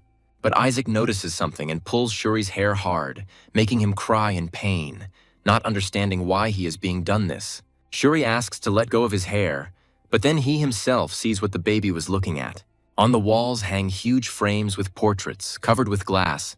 Shuri recognizes past patriarchs in them. Shuri thinks out loud, thinking that Isaac wants to take the patriarch's place and that he will not succeed, because Shuri herself wants to take that place. But the baby does not listen, imbuing the rattle with strengthening magic. The next second, the rattle flies into the glass with a whistle. Shuri's eyes bulged from what she saw and her jaw almost dropped to the floor. Isaac controls his toy to break all the glass on the portraits, and Shuri yells at him that he's gone crazy. The kid rightly points out that there is no need to put barriers on portraits. As soon as the glass fell from the paintings, Whisper reported that the barrier had been destroyed throughout the entire hall, and Isaac was pleased with his ingenuity. The baby immediately jumps joyfully onto the floor, and Shuri asks him where he is going. With a sly face, the baby rolls towards the door to get to it faster while Shuri continues to scold him. Isaac, having reached the room, opens the door with a joyful smile, feeling delighted by the filling of the room. Isaac orders Whisper to close the door, but Shuri rushes after him, asking what he is doing. Smiling widely, the baby turns to the boy, mentally saying that a child like Shuri doesn't need to know this. Left alone, the baby focuses on the energy that fills the room. Shuri knocks on the locked door from outside and tells Isaac to get out of there quickly, or he'll call the adults and tell them everything. Continuing to pound on the door, Shuri threatens the boy that if the adults find out, Isaac will be kicked out, and the boy does not notice the stranger's steps behind his back at all. But Riley calls the boy's name and Shuri breaks out in a cold sweat, realizing that he's been caught. Riley asks what Shuri is doing here, and turning around, the boy says that his uncle came at the right time because Isaac is a monster. But one of the elders starts scolding Shuri because he knows he's not allowed in the annex. But he came and even brought Isaac with him. The boy makes a confused face and does not understand why the adults are angry at him. The elder says that so many people saw Shuri carrying Isaac on his back, and there were traces of attacking holy magic in the boy's room, so everyone considered the boy a villain. Shuri tries to justify himself by saying that he really did all this, but he was forced to. No one listens to the boy's excuses, Rely, putting his hands on his nephew's shoulders, tells him that this time he has gone really far. You can't offend a baby who hasn't even been weaned yet. Riley asks Shuri where he locked Isaac, and the boy begins to cry, replying that he didn't lock him anywhere. While Shuri explains that Isaac came in on his own, Riley hears rustling sounds coming from behind the door. Riley approaches the locked door and calls out to Isaac, while the elders whisper about Shuri's bad behavior. Riley opened the door with excitement. Isaac sat on the threshold in tears to pretend to be innocent, and so that the adults would not guess anything and would feel sorry for him. The elder asks if the baby is okay, worried that he looks scared, and Shuri doesn't understand what's going on and why Isaac is crying. Riley soothingly presses the baby to her chest, telling everyone that the child is fine. He was just scared, but nothing happened. Riley gives Shuri a very stern look and says that he should be ashamed. Shuri is crying. He is offended that no one believes him. He really is not guilty. Isaac, like a true actor without an Oscar, peers over his uncle's shoulder and thanks Shuri for filling his belly. Seeing this, Shuri gets angry and calls Isaac a brat in her heart, which greatly surprises the elder. At this time, Isaac is happy that he received so much mana, more than he expected. He could only get so much mana after 100 years of training, and now he will be able to implement his plan much faster. Isaac laughs maliciously, and a dark aura thickens around him. But Riley decides that it is because the baby is really scared. The next morning, Joshua's estate.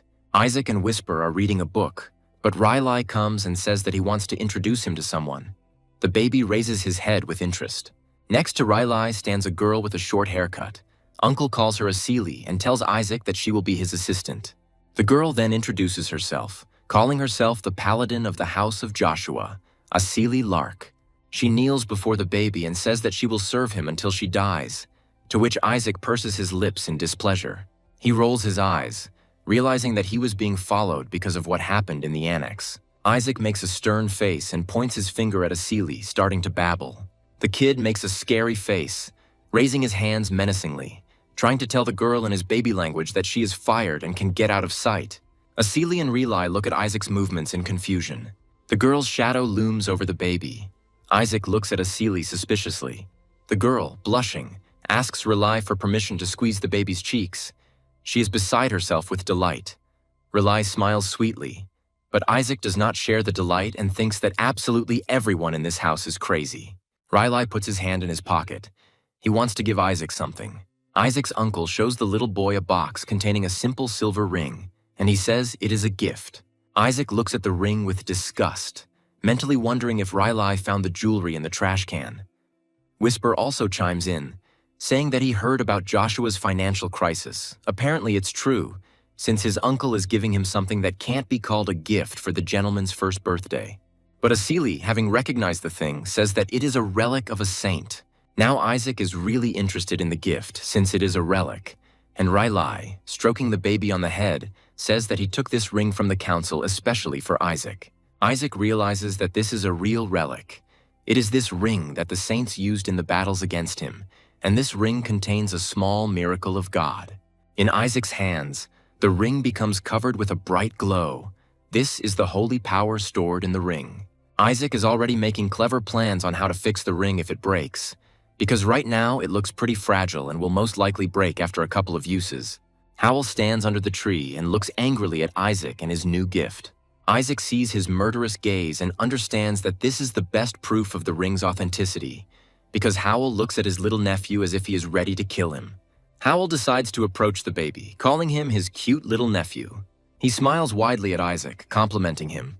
Uncle asks if Isaac is comfortable in this place, but Isaac and Whisper are completely shocked by his smile and kind words. Gowl tries to keep his face and smile, but he thinks to himself that everything is getting complicated. He even broke the blessing device. But everything went wrong, and now Isaac has received the relic of the saint. One of the elders had no problem giving Riley a ring for the baby since he wouldn't be able to receive the blessing, and Howl saw it. Gowl even asked to give the relic to Shuri, since it was so easy to ask for such a valuable thing. But the elder says that Shuri has already received a blessing from the Holy Throne and there is no need to be greedy. Howl was angry because he wanted to take this ring and give it to the Holy See, and now the ring is in the hands of a baby who won't even understand the value of the thing. Howl puts on a businesslike air and tells Rely that if he was going to give the baby a gift, He should have chosen something better than such trash, but Rely is outraged by the way his brother talks about holy things. Howl says that Isaac and his precious nephew are too, and Howl has a box in his hands. He opens the box in front of the child, and in it lies an expensive-looking gold ring with a stone. Gowl says that this thing is imbued with blessings from the Holy See, and it is this ring that will be able to bring more benefit to the relic storage, and Rylai will never be able to get something like this. Rylai watches what is happening with interest and surprise. Continuing to smile openly, the uncle offers the little boy to take the gold ring and give him the old silver ring. But Isaac only responds by slamming the new gift into Howl's face with all his might, saying in his childish language that the ring smells terribly of Dad. And then he sends the ring into a long flight, while his uncle is in shock. Rely and Asili silently watch everything that is happening, and Gowl watches as the ring falls somewhere into the water. Rylai is surprised by Isaac's action, because the ring from Gowl looked 1,000 times more expensive than the one he gave. Isaac smiles sweetly at Rylai, showing the silver ring in his hand. Out of joy, Rely and Asili throw Isaac into the air, and the uncle promises to give his nephew the best of everything. Meanwhile, Gowl and his assistants are looking for the gold ring in the water, because the ring is important. But Isaac sneers that they will never find the ring. He put magic on it for weight. Whisper praises the master for not touching such a vile ring with a finger. But Isaac orders his assistant to take the ring at dawn because it will cost a fortune. Whisper is not delighted, but agrees to carry out the order. Howl screams, falling to his knees, because the ring is lost, but the servants do not know how to help him. In his office, the man scolds Isaac in front of the knight, saying that the brat can't even imagine the cost of the ring. But Gowl quickly calms down, saying that the child will not be able to use the item correctly anyway. Howl continues to tell the knight that in order to use the silver ring, one must absorb the holy power of at least 20 people, and this is impossible. So the ring will be useless for Isaac, since it is unlikely that even 10 will come to his first birthday. The next day, people gather at Joshua's estate. Many families arrived with their children. They walk around and greet each other, introduce the children. Asili, Rely, and Isaac watch what is happening in the courtyard from the window. The girl is surprised at how many people have gathered, because there are more than 148 candidates for sainthood alone. And taking into account the nobles and servants, there are more than 4,000 people there. Asili continues to marvel at how many people have arrived, but Isaac is not at all inspired. Isaac wonders why there are so many candidates for sainthood, whether the gods got lazy and scattered them all over the place, to which Whisper replies that this is exactly what the gods usually do. Rylai says he didn't expect such a stir. He thought it was a trap and no one would come. At that moment, a young man with a wide smile runs into the room and loudly greets Rylai. His name is Simon Age. He is a friend of Rylai, an earl, the head of one of the 3 trade unions. Rylai is surprised that Simon has also arrived, but his friend replies that rumors have spread throughout the empire and he could not help but come. Simon continues to chatter about how everyone realized that it was not a trap and decided to come and look at the weaklings of Joshua. His words do not please Rely and Asili. Simon says with a smile that he couldn't miss such a moment because even his dad's family would be coming. Isaac was surprised to hear about his dad. Rylai tells his friend that Dad's family would never participate. Simon agrees. He also thought that Dad's family would refuse to come to Joshua's lands because they hate everyone except Barrett's family. The shadow approaches the door, from where a conversation can be heard, where Rely asks his friend to be quieter, but he does not see anything wrong in his words, reminding that his son is also a candidate for sainthood, and the Pope's family should not interfere. And yet Rely asks to be careful with words. The conversation is interrupted by the door opening and the person entering recalling the old saying that there is nothing more dangerous than a vulgar friend. Dad stands on the threshold with a poisonous smile, adding to his words that the wisdom of the ancestors is always right.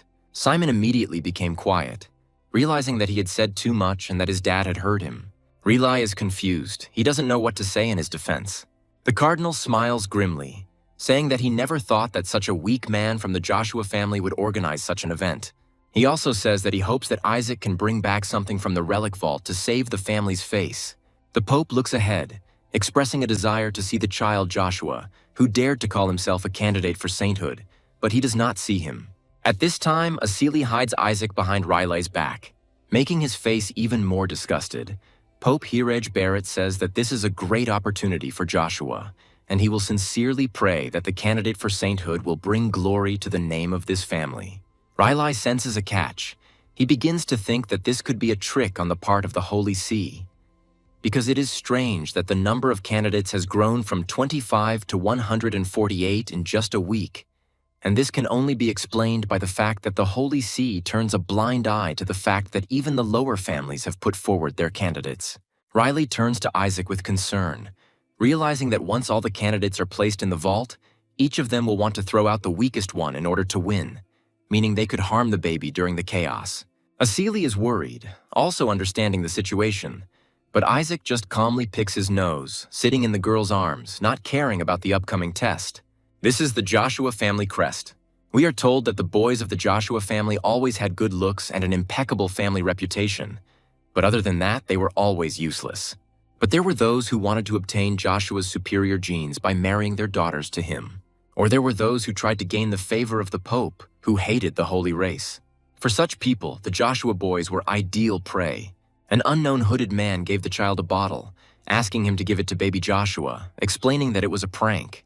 The man said that this bottle contains something that will not kill the child, but will prevent him from doing anything. The man ordered the contents of the bottle to be mixed with water and given to the baby, saying that the container contained holy poison, and with its help, one could teach the boy a lesson about how cruel the world can be. However, there were already a bunch of such bottles lying on the floor. Many children watch with their mouths open as what is happening, and Isaac happily finishes another bottle of this kind, not paying attention to the surprise of the other children. After finishing the contents of the bottle, Isaac squints with pleasure, wiping his mouth as if he had just drunk a can of beer. The baby laughs, swinging the empty bottle in the air, but the other children are scared to look at how much he has already drunk. The kid throws a bottle at one of the boys, demanding that he bring more because this poison cannot kill him. Isaac laughs evilly and demands more poisoned water, and the child at whom Isaac threw the bottle cries in pain and wants to go home. The other children try to calm him down. All the boys are trying to figure out what's wrong with the baby. They are scared by the amount he drank. They whisper that there should have been a laxative in the bottle, and out of confusion they start to think that the baby could have taken the wrong bottle, while Shuri is ashamed of Isaac, who is drinking more and more poisoned water. Shuri goes to the baby, who is drinking from the poisoned bottle again. He abruptly snatches the bottle from Isaac's hands, telling him to stop drinking. Otherwise, it looks like he's dehydrated. Shuri hands the baby another bottle, offering to drink from it, but Isaac is not at all impressed. He throws the object in the boy's face, babbling as he replies that the water he brought is not poisoned and therefore he doesn't need it. The baby crawls up to another boy who has another bottle of poison and demands to give it to him. But he doesn't understand why the baby is so energetic and doesn't really want to give the bottle back, while Shuri is lying on the floor with an imprint on her face from the bottle thrown at her. A child with a bottle in his hand says that it contains holy poison, which greatly surprises another child, because he is sure that the baby will die from this, and Isaac is very surprised to hear about holy poison. Tired of waiting for another dose of poison, the baby attacks the children with a bottle, trying with all his might to take away the thing he needs. Isaac gets into a fight with the boy, wanting to take the bottle away, while the other children talk about the baby's incredible resistance to poisons. The boys whisper that perhaps the baby knows that the water is poisoned. Some children assume that the baby has a high rank of spells against poisons. Others say that by drinking all the poison, Isaac is deliberately trying to save others. But Shuri is sure that this is not so. Suddenly, Shuri looks up to look at the boy who just approached, distracting herself from her thoughts about Isaac. A boy with silver hair and golden eyes, dressed in a long white robe, asks if others consider the child's behavior self-sacrifice. Shuri jumps to his feet, realizing that it is Kaina Barrett in front of him, and the boy is very surprised by his presence, because his father's family has never participated in the trials before. The child with yellow eyes is indeed named Kaina Barrett, and he is the direct heir of his father's family. The other children are also surprised and do not understand what a child from the father's family is doing in the vault of a saint that Barrett's family hates. Isaac, who managed to defeat the boy and take away the bottle of poison, sits and listens to conversations about how, apparently, the winner of the test is known in advance.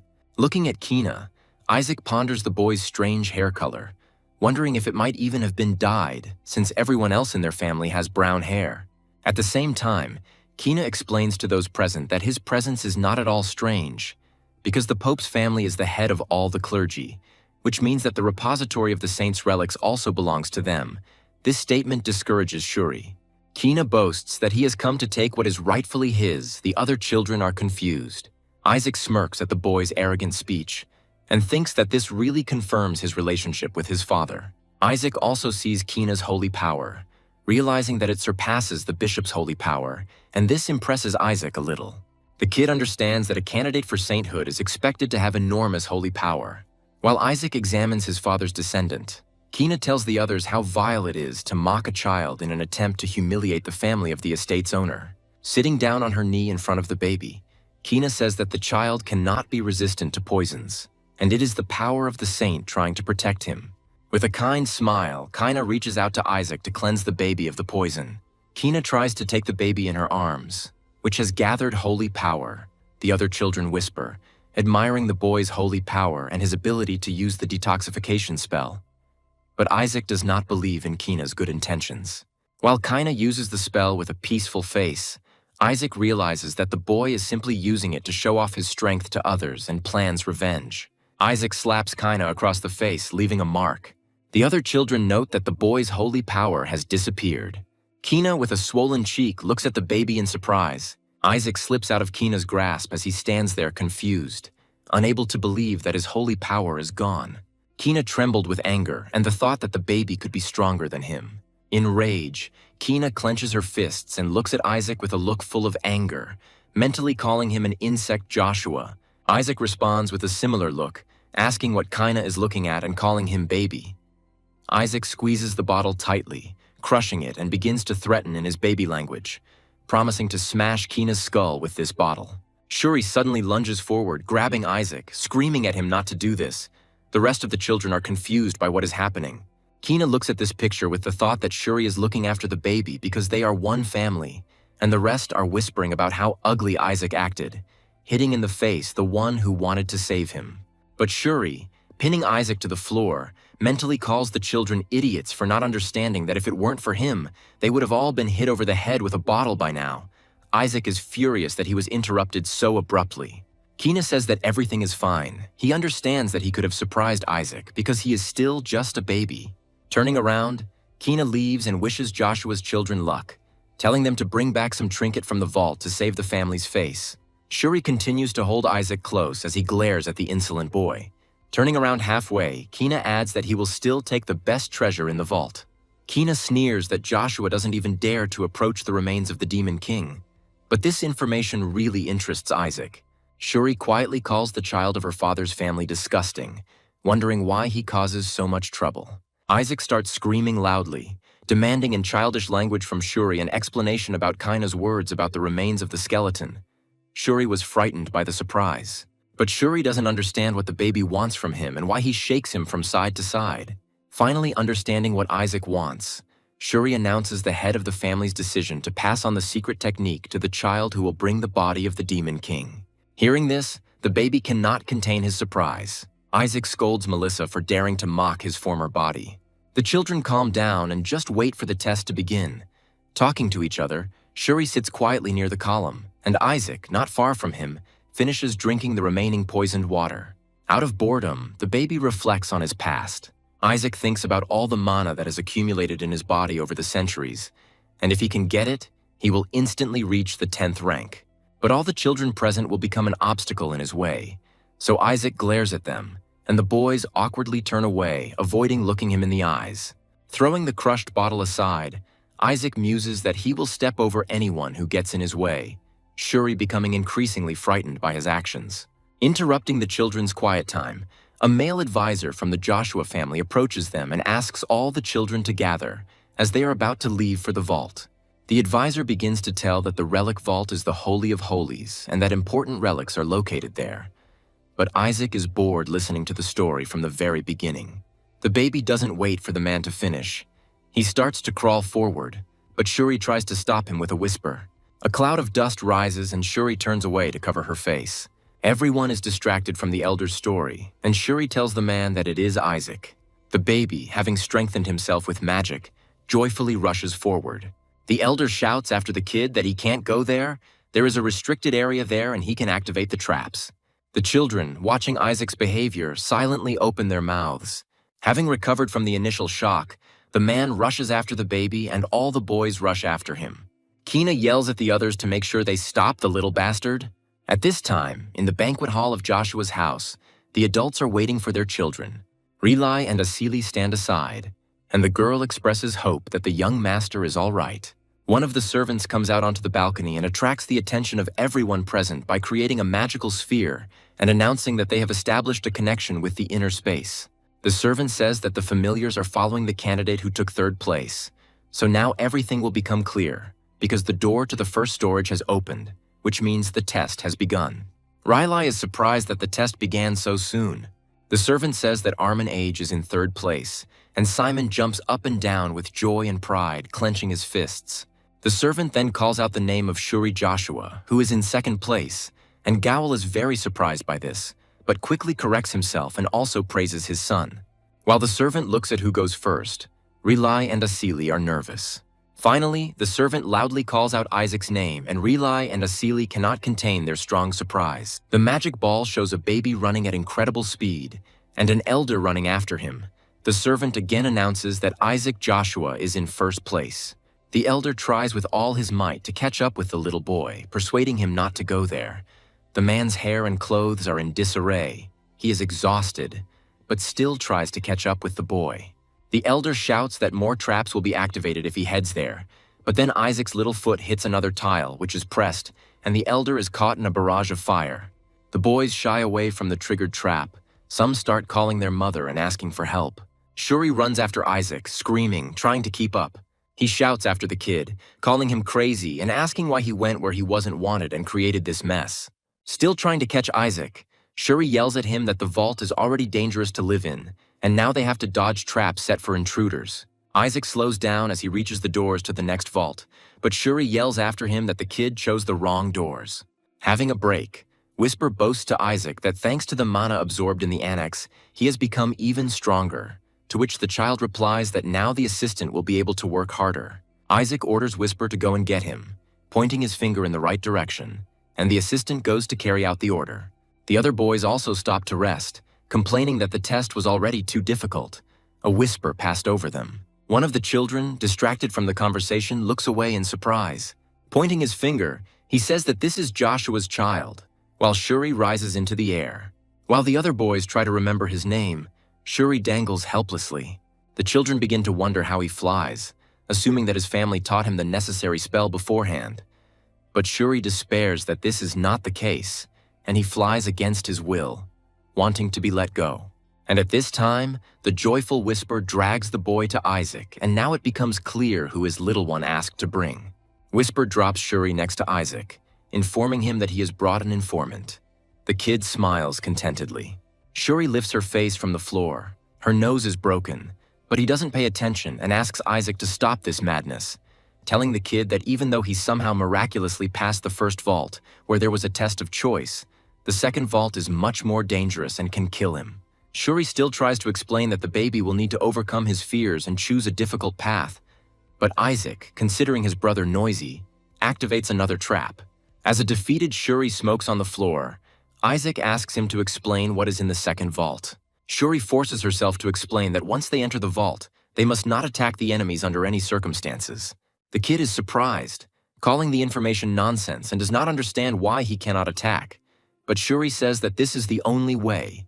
No matter what appears there, you just need to stand for 3 minutes until they disappear. Shuri tearfully asks Isaac to confirm that he understood everything for sure, otherwise they will both die. Isaac understands that the next test will be patience. Shuri doubts Isaac, reminding that someone really died in the second vault. The kid is ready to comply with the conditions because they are not complicated. He just needs to not attack for 3 minutes. With these thoughts, he opens the door of the second storage. As the door opens, a voice welcomes everyone to the level of equanimity, telling them that patience is a virtue and reminding them to remain calm and steadfast. Isaac looks into the opening room with a sweet face, and the voice continues that patience will definitely lead to light. Next, we are shown a group of children led by Kina. The boy asks Kina if everything is okay, since they are the last ones to go. Kina, with a cheeky grin, replies that there is no need to go down a dangerous path. Cannon fodder will do everything for them. Kina reminds the boys that there is an 8th rank demon at the entrance to the second storage facility, and the rest of the children will most likely be stuck there. Pleased with himself, Kina points forward. The boys look at the bright light at the end of the corridor. Kina says the test has already begun. When Shuri and Isaac saw who was speaking to them from behind the door, they felt a chill and goosebumps run through them. A young man in white robes, looking like a god, greeted the children with a sweet smile. Without even letting the man who met him finish his sentence, Isaac immediately attacked him with a spell. Less than 3 seconds had passed. While Isaac was viciously attacking the gatekeeper, Shuri watched what was happening with her eyes bulging and her mouth wide open. Shuri remembered how a minute ago Isaac promised not to attack the one inside and to wait 3 minutes. And after what he saw, he sighed tiredly. Watching the burning gates, Shuri clutches her head and screams at Isaac about how crazy he is. In anger, Isaac mutters that he couldn't stay calm while looking at the god's face, and Whisper backs him up by saying that 3 seconds was enough. The voice informs that the children have failed, and divine punishment will be brought into effect for those who failed. A huge stone golem appears in the doorway. Isaac sits and calmly looks at the monster that has appeared, not even thinking about moving from his place. Shuri is ready to give up and says it's over, looking at the monster in horror, but Isaac prepares a new attack. Having collected mana, Isaac launches it at the golem. Shuri becomes more and more shocked by everything Isaac does. Isaac's spell destroyed the golem's core and it began to disintegrate. The baby sits with a serious face while Shuri wonders who he really is. The entrance to the second vault is blocked by golem debris. Isaac sits calmly in front of him, and Shuri is completely devastated by the baby's antics. Isaac looks at the dust that flew away after the golem crumbled, thinking that the demon was too weak for the promised 8th rank. After examining the remnants of magic, the child realizes that the golem was created by the magic of his subordinate, who is part of the elite squad of 14 familiars.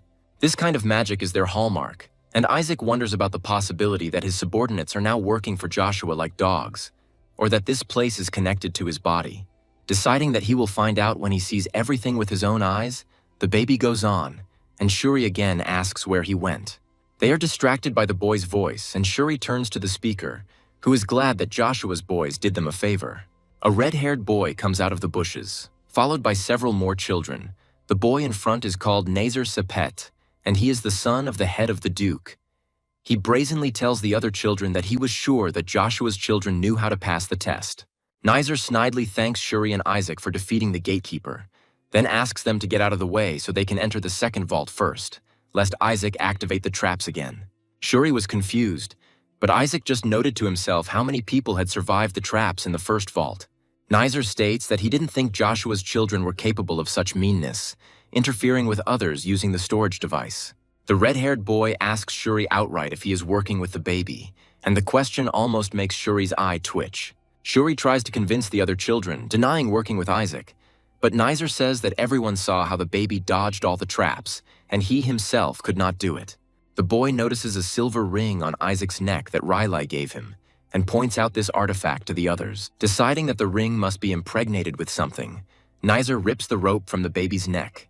Pleased with his action, the boy tells the other children that with this ring they will be able to dodge all traps. But Shuri mentally corrects Nazar, who did not even come close to guessing the purpose of the ring. Isaac doesn't pay attention to the others, calmly scratching his ear, and this behavior of his makes Shuri even more worried, because he already knows that Isaac is not the type to let others take anything away from him. Leaving Shuri and Isaac at the entrance, Nazar leads the other boys behind him, haughtily bidding Joshua farewell.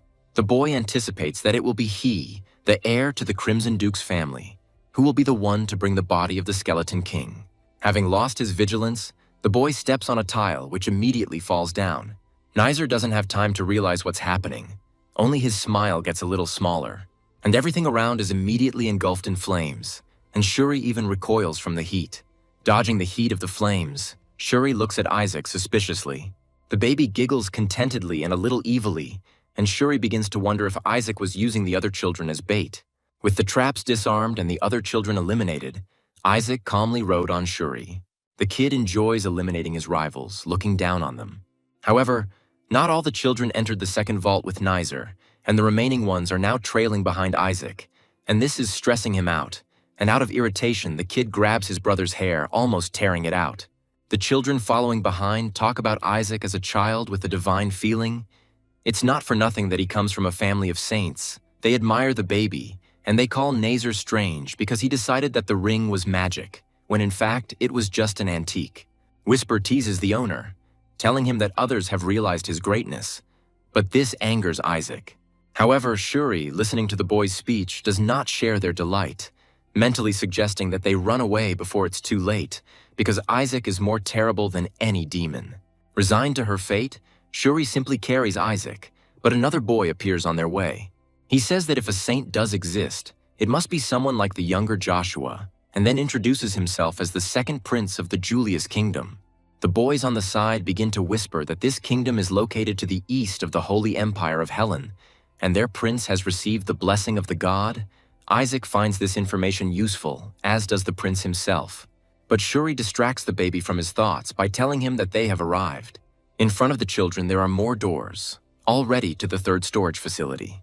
Glowing balls appear in the air and a voice greets the candidates. Hooded figures emerge from the bright light and tell the children that they are on the memory floor. The robed and hooded figures look very much like angels. They have wings and divine weapons, and they ask children to show determination and courage. The boys are glad that they followed Isaac and not the red-haired boy, because now they will definitely be able to pass the test and get the main prize. But Shuri listens carefully to what the gatekeepers say. What he hears makes him confused. One of the hooded figures says that they only need to defeat them, the gatekeepers, and the children will receive glory. Isaac looks closely at the creatures, beginning to guess their nature, while the boys in the background say that they must fight them. The kid became convinced that he was right, having solved the gatekeeper's secret. He thinks it will be fun now. Isaac begins to babble and wave his arms vigorously. Shuri realizes that Isaac wants to do something and also reflects on the fact that Isaac's decisions have always been correct, which means the gatekeepers are lying. Shuri remembers how Isaac simply skipped the first vault, which was about choice. The second vault was related to calm, but Isaac was not calm at all. The third is related to memory, which means it is worth remembering what happened in the first two storages.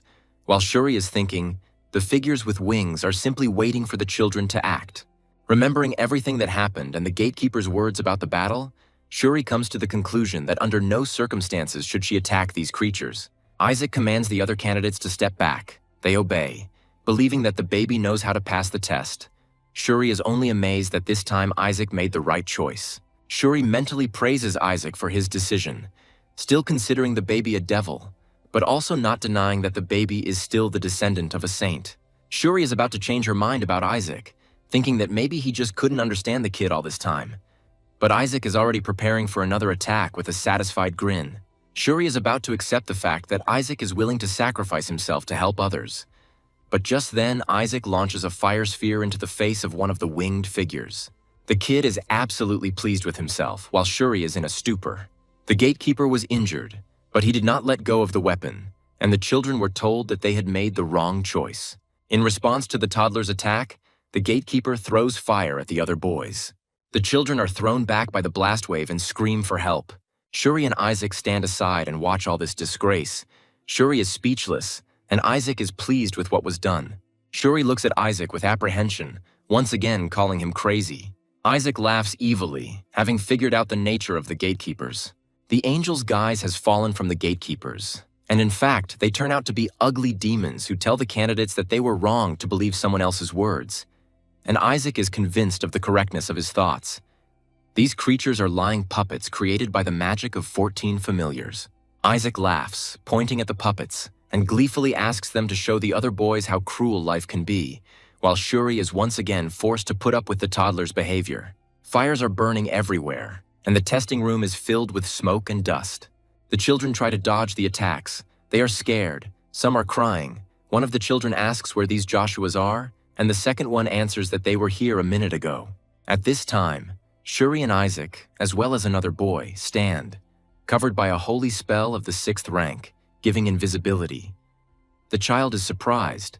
Shuri, as always, is horrified by the actions of the kid, and only Isaac enjoys what is happening. Isaac happily remembers that it was his uncle who showed him the invisibility spell to use in a critical situation. The boy who also ended up under invisibility is the Prince of the Kingdom, Julius. He thanks Isaac for covering him with a spell as well, and the kid gives a thumbs up saying that it's nothing special. And immediately Isaac throws his silver ring, given to him by Relai, into the boy's hands, and he is surprised. The prince examines the ring and with tears of gratitude asks the boy if he is giving the ring because the boy cannot fight demons, to which Isaac only indifferently picks his ear. The prince thanks the baby with all his heart, promising to remember his kindness and tell his father about it. But the ring has already begun to glow with magic. The bright light that enveloped the child began to suck all the life force out of him, frightening Shuri, who was standing nearby. Whisper admires his master again, and the baby is happy with the ring's effect, because the prince had the greatest holy power. Isaac laughs evilly, satisfied with the result, and Shuri, looking at his terrifying smile, thinks about what kind of monster her uncle brought into their family. The other children desperately try to fight the puppets using holy power and all their knowledge. The demons pounce on the children, telling them that they must accept their punishment. The boys work together to defeat the gatekeepers using defensive and offensive magic. The child was already ready to cast an attack spell at the puppets, gathering a fireball in his hand. But suddenly he fell down, exhausted, enveloped in mana, and his partner was confused by what had happened. The dark-haired boy asks his friend what happened, but he has lost consciousness. While the dark-haired child tries to understand what is happening, the same silver ring, shrouded in a spell, approaches him. And as soon as the ring touched the boy, it sucked all the strength out of him. And in confusion, the puppets even stopped attacking. The demon left the exhausted children alone, looking around the room. He began to look to see if there were any others who had bought into the lie. A whisper tells the owner that the ring has absorbed the holy power of all the children. We see that he was the one who carried the ring from one child to another to collect their power. But Isaac points to the remaining candidates who still have holy power. The whisper goes to the remaining boys, who were about to be attacked by the demon. The boy fell to his knees right in front of the gatekeeper as soon as Whisper brought the ring to him. The second child was confused, not understanding what had happened. The demon was also puzzled by the situation, but did not stop attacking. Isaac mentally asks the children not to be offended by him, because the lying puppet does not attack neutralized enemies. And the kid thinks that it is better to lose consciousness from the fact that the holy power was sucked out of you than to be subjected to a physical attack. Whisper tells Isaac that everything is almost ready. But suddenly a fireball appeared, and Whisper wonders what it is. The fire immediately covered one of the gatekeepers. A spark from the burning demon hit Whisper, and he was also hurt. The child who came up looks straight at Shuri and Isaac, even though they are hidden by invisibility, and says that he finally found him. We see that it was Kaina who dealt with the puppet. He entered confidently, turned to Isaac, and the holy fire was still near him. Isaac, unlike Shuri, is not at all impressed by the boy from his dad's house. He only thought that he finally showed up, because he had not been seen since the beginning of the test. Shuri continues to look at the spell created by Kaina in amazement, calling him a genius. The invisibility has completely worn off the children. What Shuri was so surprised by was the huge firebird that was Kaina's holy spirit. And Shuri was shocked by the boy's ability to summon a holy spirit at such a young age. Kina tells Isaac that the baby surprised him, as Kina thought that he was the only one out of all the candidates who could defeat the demon. The son of the house, Barrett, asks if Isaac deliberately lured the other children into a trap. Kina is about to threaten the baby, but the boys, who have come to their senses, abruptly interrupt Kina, saying that he is wrong. The boys take turns telling that Isaac actually tried to pass the test for them and even told them which direction to go.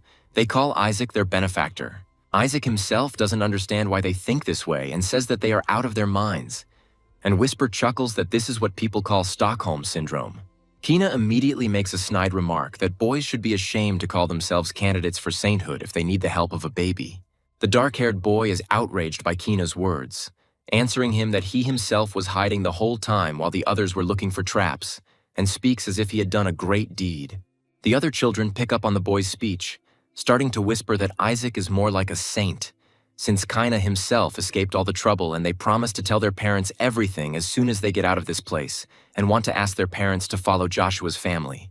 Shuri mentally protests that Isaac is actually sucking all the strength out of them, but she doesn't say anything out loud, and the baby silently watches all this, smiling happily.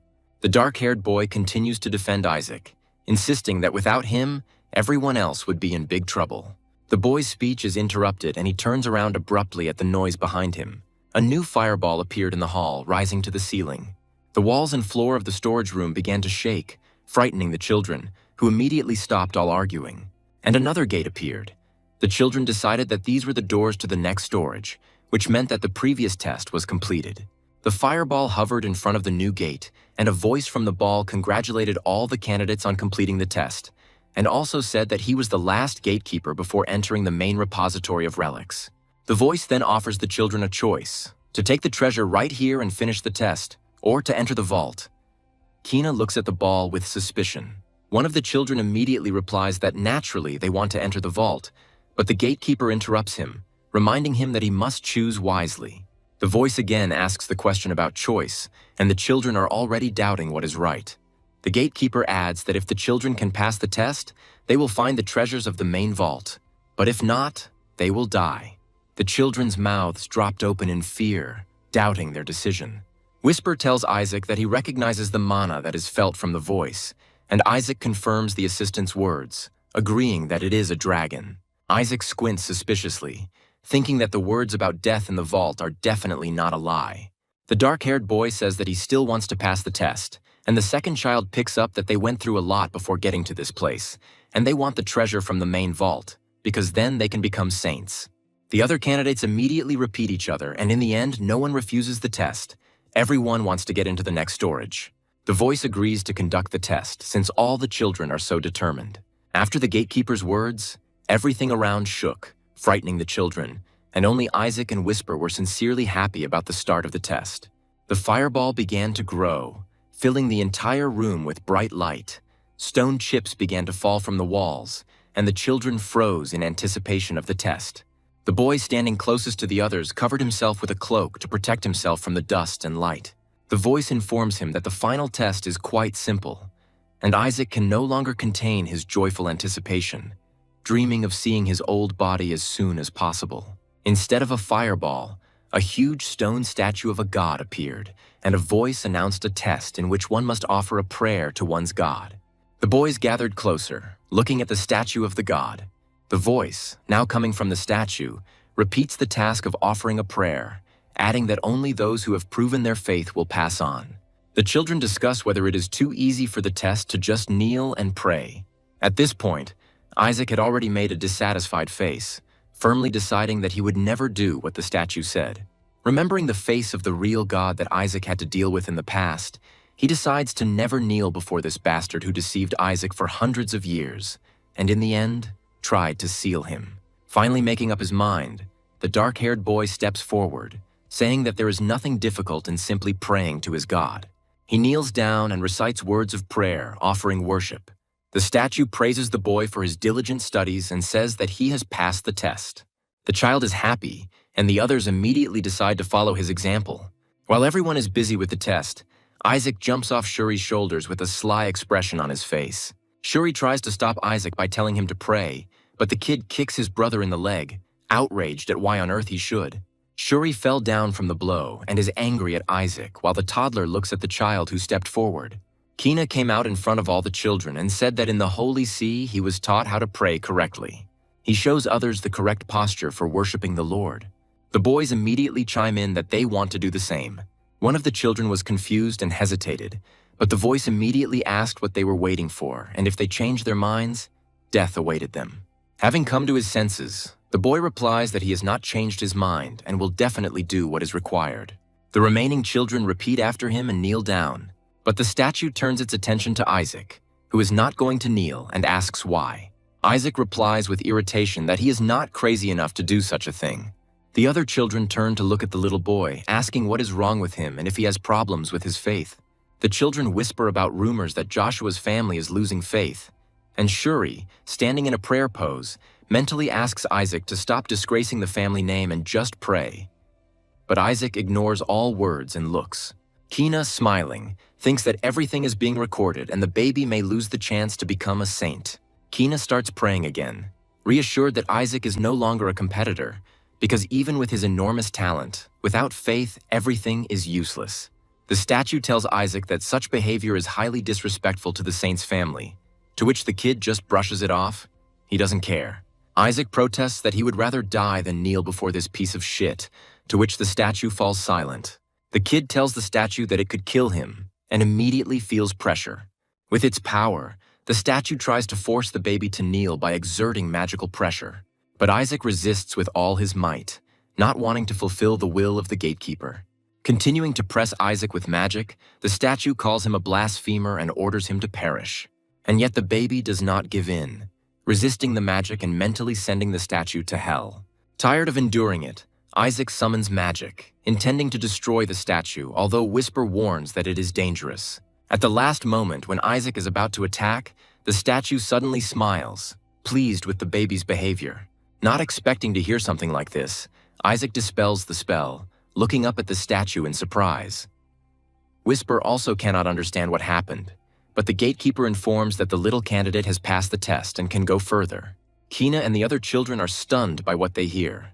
Jumping to her feet, Kina begins to shout that, following the will of the gatekeeper, everyone began to pray, but Isaac refused and passed, and this is not fair. The statue replies that only the baby showed his faith in God, and that is why they let him pass further. Isaac is in shock from what he heard. He does not understand what he did.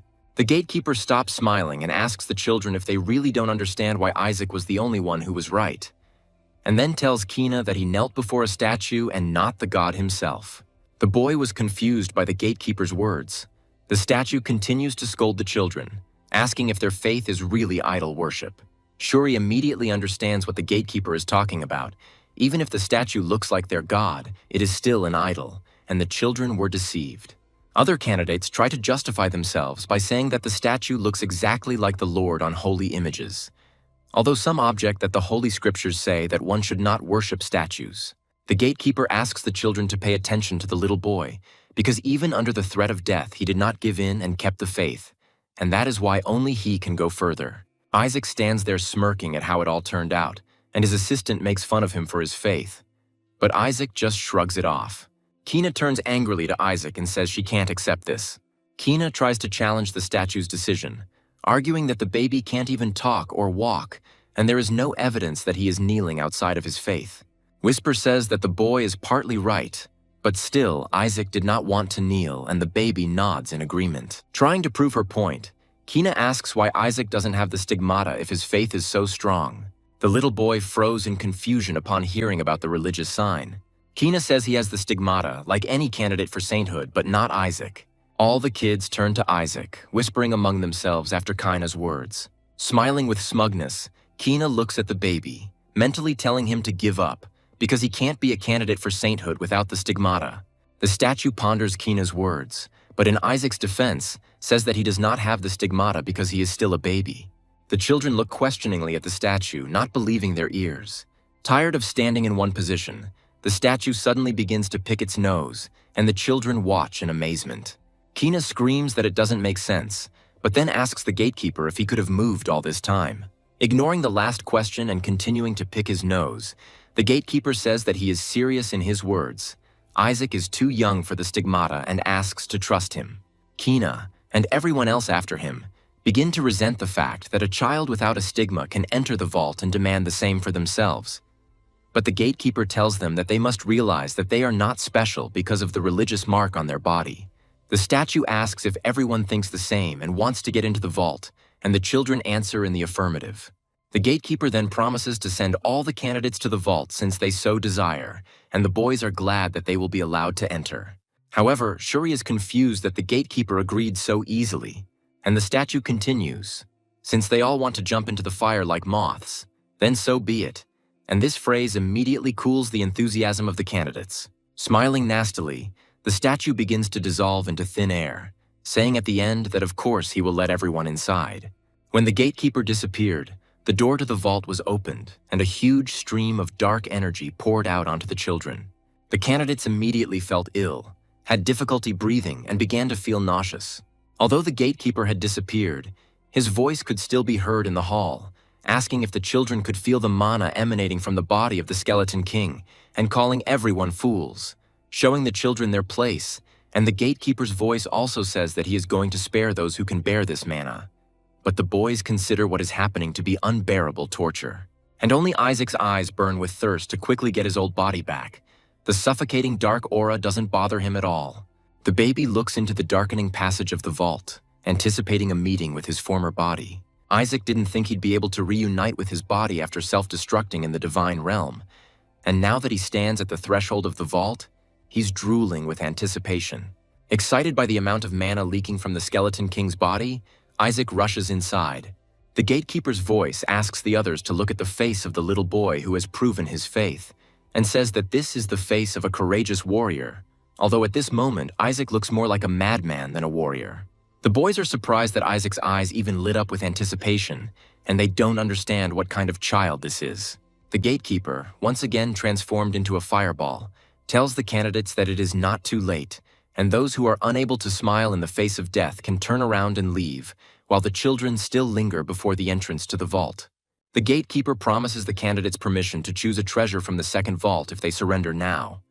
While Shuri looks at the gate of the main vault in horror and wonders how he will be able to pass through such powerful dark mana. The other children also do not want to die and think about choosing the most beautiful item from the second storage.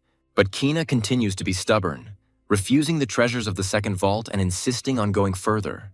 Trying to look even better in the eyes of the other children, Kina confidently asks the gatekeeper not only to let him in, but also to activate all the traps.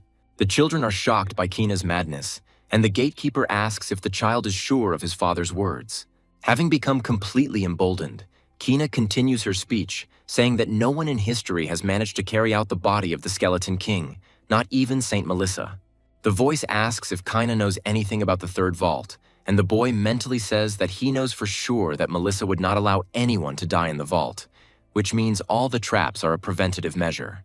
Having finally stopped seeing the boundaries of reason, Kina tells the gatekeeper that she does not want to be considered a coward who passed the test without problems, and asks him to return the vault to its original and most dangerous state, so that it will be valued higher than the saint.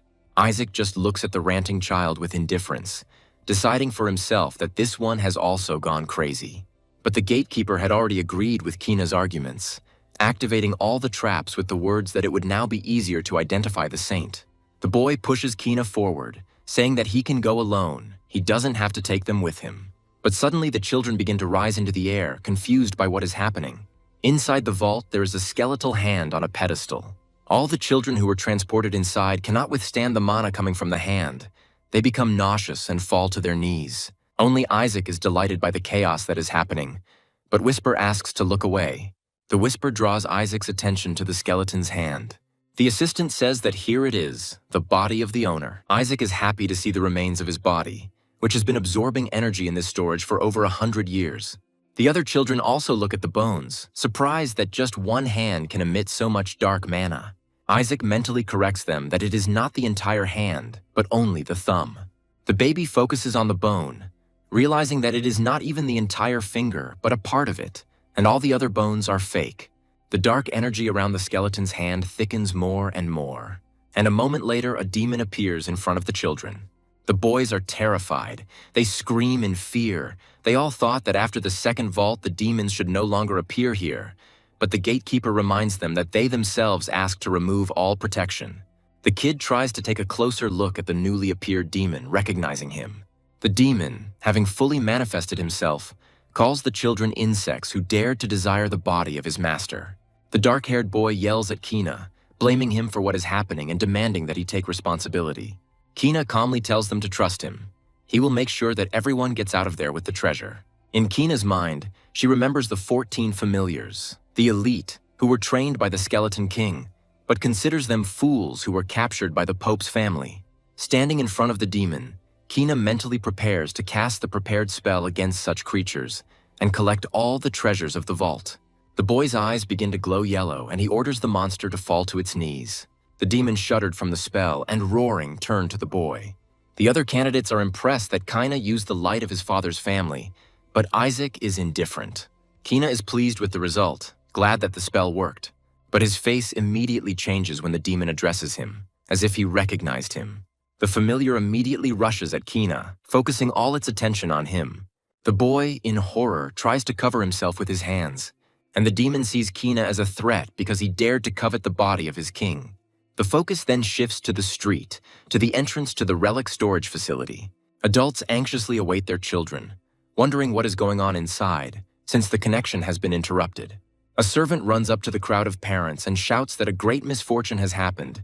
The demon seal in the third vault has been destroyed. Riley and Simon's eyes widened in fear. Simon asked his friend if this was the demon who was one of the 14 familiars, but Riley remained silent.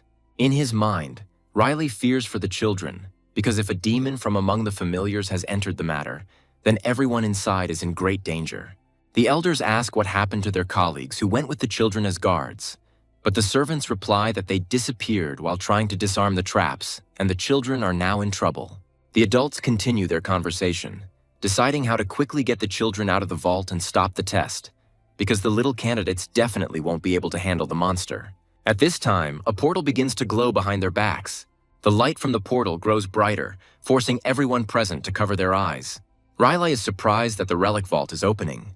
Everyone is wondering what that intense light is coming from the portal. The servants ask everyone to move away from the portal because it could be dangerous. Dark mana could leak out. One of the elders, pointing his finger at the portal, says that he does not feel the presence of a demon there. The female advisor wonders if the demon has been defeated, while behind her, the father rejoices, thinking that it was Kaina who did it. Simon asks Riley which child it could be, while the others whisper that it must be Kaina Barrett, as expected from Dad's family. Riley just purses her lips, worried about Isaac and not thinking about anything else. The elder congratulates the cardinal, and several other families praise Kaina for a result worthy of the strongest candidate for sainthood. Dad says with satisfaction that Kaina has done a great job. The cardinal gloats to Joshua's family, thinking that their disobedience to the papal family is now over. He sarcastically remarks, looking at Riley standing nearby, that since Kaina now has the body of the skeleton king, Joshua will have to bow his heads. Pleased with the outcome, Dad Hirej Barrett is confident that Joshua's family streak will be broken. Someone shouts that the children are coming out of the vault, and Riley and the cardinal look ahead. Dad with a victorious smile and Riley with excitement. Riley doesn't care about winning. He just wants Isaac and Shuri to be okay. The first shadows of children emerging can be seen in the portal. There are people standing in front of the portal, greeting their children after the test. The children run up to their families in tears. Riley walks around and examines everyone, noticing that many of the children are wounded, but there are no serious injuries. Riley, Asili, and Simon are still waiting, and behind their backs, people are saying that the children who entered the third vault have not returned yet. They could have gotten into trouble. Riley, hearing these conversations, becomes more and more nervous. The servants announced that the last group of children was approaching, and Asili and Riley focused all their attention on the portal. The candidates emerged from the vault completely exhausted and emaciated, and their parents immediately began calling them by name. Simon and Gowel ran towards Armin and Shuri as fast as they could. Only Riley remained standing and waiting. Gowel hugged his son to his chest, and the boy hugged him back. Gowel asks if Shuri is okay, if there are any wounds, and Asili and Riley look at the boy, becoming increasingly worried. Realizing that Shuri is alone, Riley is horrified and wonders where Isaac is. Riley looks around the clearing and all the children again, looking for the baby with her eyes. At this time, the cardinal sees his son and calls him, making a displeased face. He asks the boy what he has in his hand, but Kaina is in no hurry to show the thing, fearing the cardinal's wrath. He starts mumbling, trying to find an excuse for not bringing the Demon King's body. The cardinal grows increasingly angry at Kaina, asking him who told him to bring such a useless thing, and a large glowing ball appears behind the man. The light came closer and grew larger, and everyone present raised their heads, not understanding what was happening. The man pointed up, shouting for everyone to look up. A huge glowing wolf appeared in the sky above the field, holding a baby in its teeth. Riley's jaw dropped at what he saw, and everyone else also realized that Isaac was in the wolf's mouth. The baby smiles smugly, proudly folding his arms across his chest. Carefully holding the baby by his clothes, the wolf lands in the clearing. Riley, Asili, and several other adults rush to meet him. Asili asks Riley if the wolf is not the dragon that guarded the relic vault. Riley mentally confirms that this is indeed the case. This is a young holy dragon, the guardian of the relics. While the adults are talking, the wolf majestically descends to the ground. Now everyone can take a closer look at the wolf. The sacred beast has 3 eyes filled with holy power, and although in form it resembles a wolf, its spirit belongs to the holy dragon. Riley looks at the beast in awe, remembering how the matriarch, deeply connected to the dragons, called upon it to guard the relics. The very existence of such a beast is very noble. Riley's thoughts are interrupted by an incomprehensible sound, and he raises his head. Isaac has a bone sticking out of his mouth, which he sucks on with pleasure and smacking sounds. The elder is horrified, and the knight standing behind him asks what the baby has in his mouth. Upon closer inspection of the toddler's happily sparkling face, the adults realize that Isaac is drooling on the remains of the Skeleton King. One elder shouts in shock that you can't just put something like that in your mouth, and the second one is so happy that his smile is wider than his mustache because Isaac finally brought the body of the Skeleton King. Watching this whole scene, the father calls his son in a cold voice, and he shudders from the cardinal's tone. Barrett asks Kina if he gave the Skeleton King's body to the baby. Dad says in a disappointed voice that this is not a smart tactic, and he continues, looking at Riley standing next to him, that it was rather the mercy of a saint to save the face of the owner of the house. But the wolf abruptly interrupts Dad's speech, telling him that none other than the baby laid claim to the body of the Skeleton King. And Isaac smiles from ear to ear, holding the bone in his teeth. The cardinal's face immediately changes, and Kina shrinks even more from shame and fear. We are shown a flashback, going back to the moment when Kina used the holy spell against the demon, and his face when he realized that the holy spell didn't work. The demon stands unharmed after Kina's spell and looks at him with anger. The demon's body exudes dark mana. The children are scared and don't know what to do. The familiar rushes towards the candidates, intending to kill them. The boys scatter, but Kina stands frozen in place, unable to move from horror. There is an explosion and stones fly in all directions. A blue glow appears. The children look up and realize that they are under a protective barrier. The spell extends from the baby's hand and everyone else sees it. Isaac rushes towards the remains of the Skeleton King as fast as he can while the others stand frozen under the protective barrier dome. The demon is furious that small insects dared to covet his precious king. The familiar is about to hit the baby, who is approaching the remains. But Isaac, enraged, calls the guard a fool for failing to recognize his master and swings his arm to strike back. A cloud of magical dust rises, hiding what is happening from prying eyes. At this point, the dragon interrupts the story, and everyone gathered discusses that the dragon would not lie and also wonders what Kina did. Riley addresses the dragon, saying it was too dangerous. Explaining, he continues that 14 familiars are not the kind of demons that children can handle and asks why the dragon removed the seal. Grinning, the wolf says that it was that blonde boy who asked to remove the seals. Kina shudders, and the aura around the cardinal thickens, becoming increasingly dark. The other children immediately confirm the dragon's words, saying that it was Kina who asked to remove the seals and also forcibly dragged the other children with him to the third storage. The adults look at the cardinal and the white-haired boy with condemnation, reproaching them for their actions and asking how someone from the Pope's family could have done this, since other children could have suffered. People keep saying that if Isaac hadn't defeated the demon, everything could have ended badly. And they also whisper that Joshua's family child defeated his dad's child, and this makes the man extremely angry. The crowd continues to spread various rumors, praising Joshua's family, and Riley looks at Isaac with pride, mentally praising him for the great work he has done.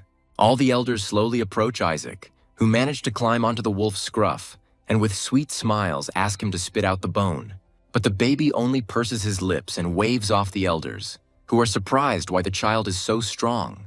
While the elders' battered hands tremble from the baby's blows, Isaac settles comfortably on the wolf's back, continuing to chew on the bone and thinking that he has absorbed a huge amount of mana.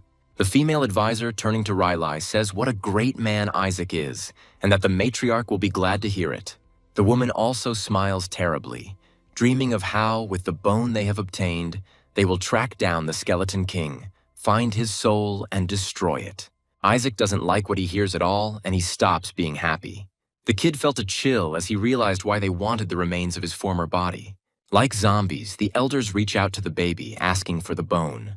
They offer Isaac to track down the Skeleton King and tear him apart, which terrifies the kid. The mustachioed elder says with a happy smile that they will now be able to resolve a century and a half of grievance, and asks Isaac for a bone. Unwilling to give up his loot, Isaac swallows the bone, causing the elders' eyes to pop out of their sockets in shock. They look in shock at Isaac, who is calmly picking his teeth. Meanwhile, the dragon, having released the baby to the ground, flies away from the people, calling them crazy and hoping never to meet them again. The next day, we see a beautiful room in Joshua's estate. In this room, the elders are picking at something with a stick, searching. Not finding what they are looking for, they fall to their knees and clutch their heads, asking why it won't come out, and we see that they are rummaging through the baby's excrement. Isaac, sitting next to them, mentally tells them that they can search all day, they still won't find it. And then Isaac is distracted from the elders, remembering what happened in the relic storage, and it worries him very much. When he hit the familiar, it immediately flew to the side. As he fell, the demon asked if it was really him, his master, because the news of the king's death had long since spread in their world, and this information greatly surprised the baby. Bleeding, the familiar is glad that its master has returned alive. As the demon disappears, he says that he wants to serve his master and mutters incoherently about capturing something. Isaac, realizing that he had rushed things, asks the monster to speak more clearly before he dies and needs answers to his questions. But it was too late.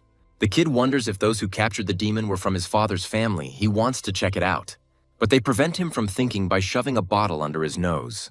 With a worried face, Riley shoves a bottle at Isaac and loudly asks him to poop, and this all brings Whisper to hysterical laughter. The elders ask for more laxatives and stronger ones. Isaac presses his lips together with all his might, and Whisper can't stop laughing. The elder bites his nails, afraid that the matriarch will find out and want to cut Isaac open to get the bone. Riley tells the elder that everything will be fine, although he himself is more worried than the others. But then Riley remembers that the matriarch ripped open one of her sons, and she might do the same to her grandson. Now the elder and Riley are biting their nails together out of fear. Confused, Whisper asks the owner if Melissa has gone on a pilgrimage. Isaac confirms that she has, and it will take her time to return.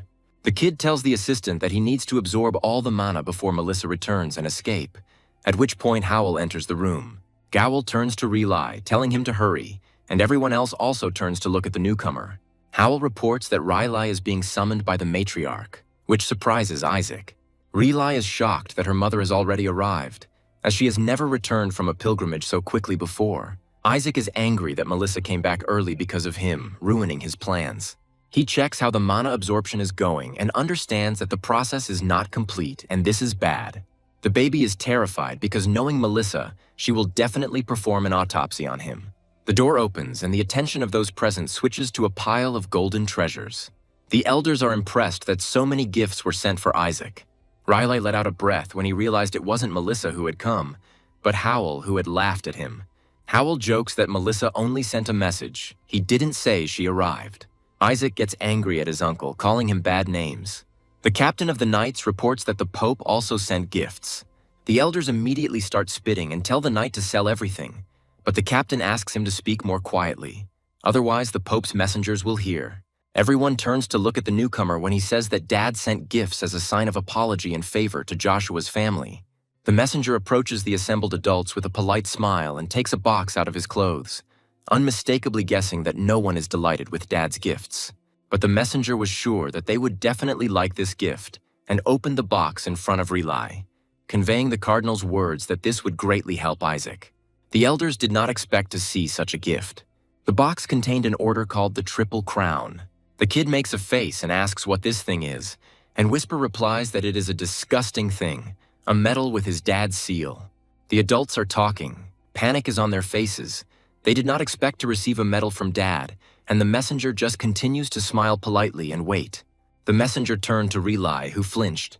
Dad's man asks Riley to take the medal and give it to Isaac, and this proposal throws everyone off balance. Isaac looks at Riley, who hesitates in confusion. The kid does not understand why the gift is being given to his uncle if the medal is for him.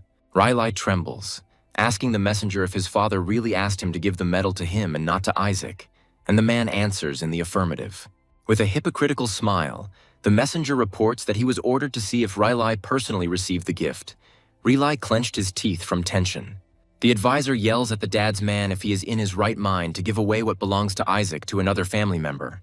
The advisor points a finger at the envoy, asking why he is giving the medal to another if he knows it symbolizes the death of the recipient. Isaac and his assistant were left speechless at what they heard. The messenger continues to say with a smile, as if the Pope's intentions should not be misunderstood, the medal was ordered to be given to Riley only because Isaac was still too young. But the elder does not calm down, continuing to point out the offensive gestures on the part of the cardinal, asking what kind of ribbon is on the medal then. The medal has a sunflower on the ribbon, symbolizing a dead person, and the elder insists that the Pope's people should know this. The female advisor screams angrily, cursing the Pope and his house for the eternal mockery of Joshua's curse. Gowl tries to calm the situation and calm the elders, asking them to take their time, but the advisor asks Gowl in response how one can calm down in such a situation. Howell tries to make the argument that the scandal could look like open hostility towards the Pope's family, and that would not benefit Joshua's family.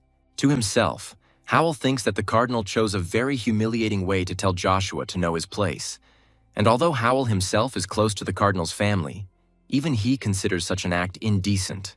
In his mind, Howell is glad that Riley and Isaac will not be able to achieve heights. This is for the benefit of Howell, but out loud the man asks Riley to accept the gift and be grateful. However, Riley objects to his brother. Isaac is tired of watching all this and decides that this won't do. The messenger is puzzled, not understanding what happened, but a blue flame appeared on the metal.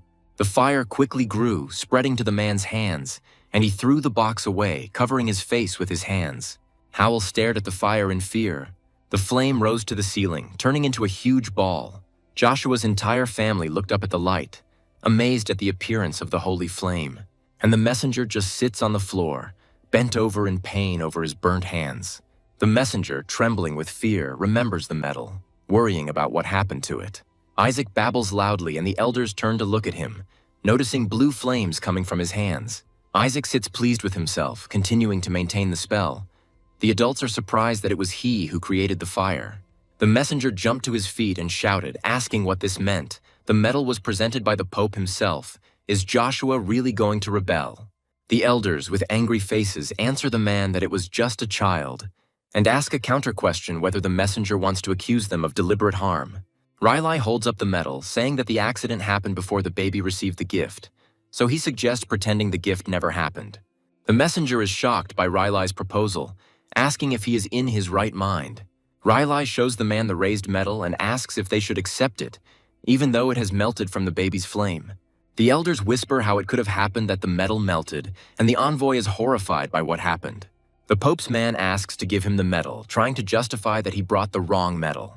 But the sacred flame lights up again on the messenger, and he stops halfway from Riley. The elders happily play with the baby and pull his cheeks, praising him for loving to play. But Isaac mentally threatens them that if they don't let him go, he will set them on fire too. The messenger rubs his scorched bottom, realizing that he is powerless. The Pope's man runs away, shouting that they are cursed Joshua, and the elders laugh maliciously after him. The elders honor Isaac for his actions, which have made their souls lighter, and one of them asks Howell to get rid of the vile medal. The elder laughs, wishing Melissa could see the face of this papal sycophant, and praises Riley for using the holy flame. But Riley doesn't understand what they're talking about.